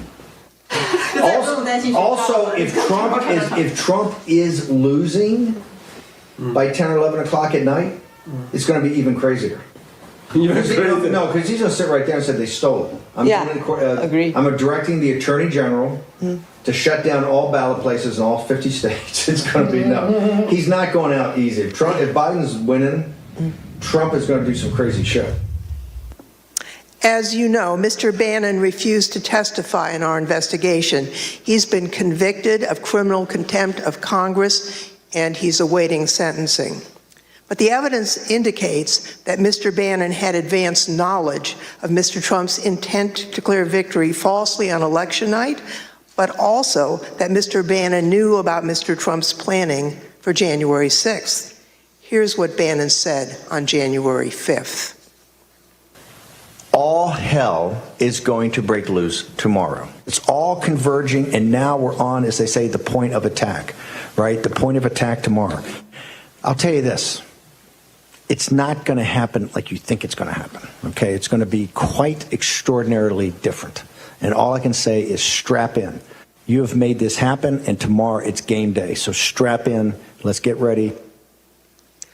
Another close associate of Donald Trump apparently knew of Mr. Trump's intentions as well. Now, Roger Stone is a political operative with a reputation for dirty tricks. In November 2019, he was convicted of lying to Congress and other crimes and sentenced to more than 3 years in prison. He's also a longtime advisor to President Trump and was in communication with President Trump throughout 2020. Mr. Trump pardoned Roger Stone on December 23rd, 2020. Now, recently, the Select Committee got footage of Mr. Stone before and after the election from Danish filmmaker Christopher Gilbranson, pursuant to a subpoena. Right before the election, here's Roger Stone talking about what President Trump would do after the election. Awesome. Let's just hope we're celebrating. I really do suspect it'll still be up in the air. But when that happens, the key thing to do is to claim victory. Possession is 9/10 of the law. No, we won. Fuck you. Sorry, over. We won. Yeah. You're wrong. Fuck you. ABC. I said, fuck the Lord, and let's get right to the violence. That's what I'm doing. It's no fault. Time to start smashing pumpkins, if you know what I mean. Oh, yeah. The Select Committee called Mr. Stone as a witness, but he invoked his Fifth Amendment right against self-incrimination. Do you believe the violence on January 6th was justified? On the advice of counsel, I respectfully decline to answer your question on the basis of the Fifth Amendment. And Mr. Stone, did you have any role in planning for the violence on January 6th? Once again, I will assert my Fifth Amendment right to decline to answer your question.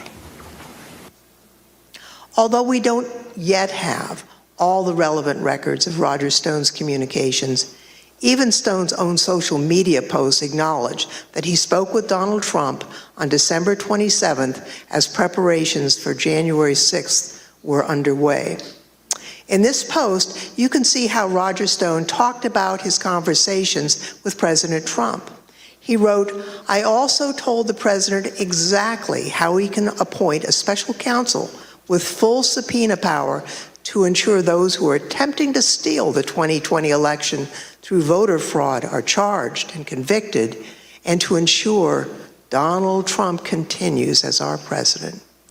As we know by now, the idea for a special counsel was not just an idle suggestion. It was something President Trump had actually tried to do earlier that month. We know that Roger Stone was at the Willard Hotel on January 5th and 6th, and we know from other witness testimony that President Trump asked his chief of staff, Mark Meadows, to speak with Roger Stone and General Michael Flynn that night.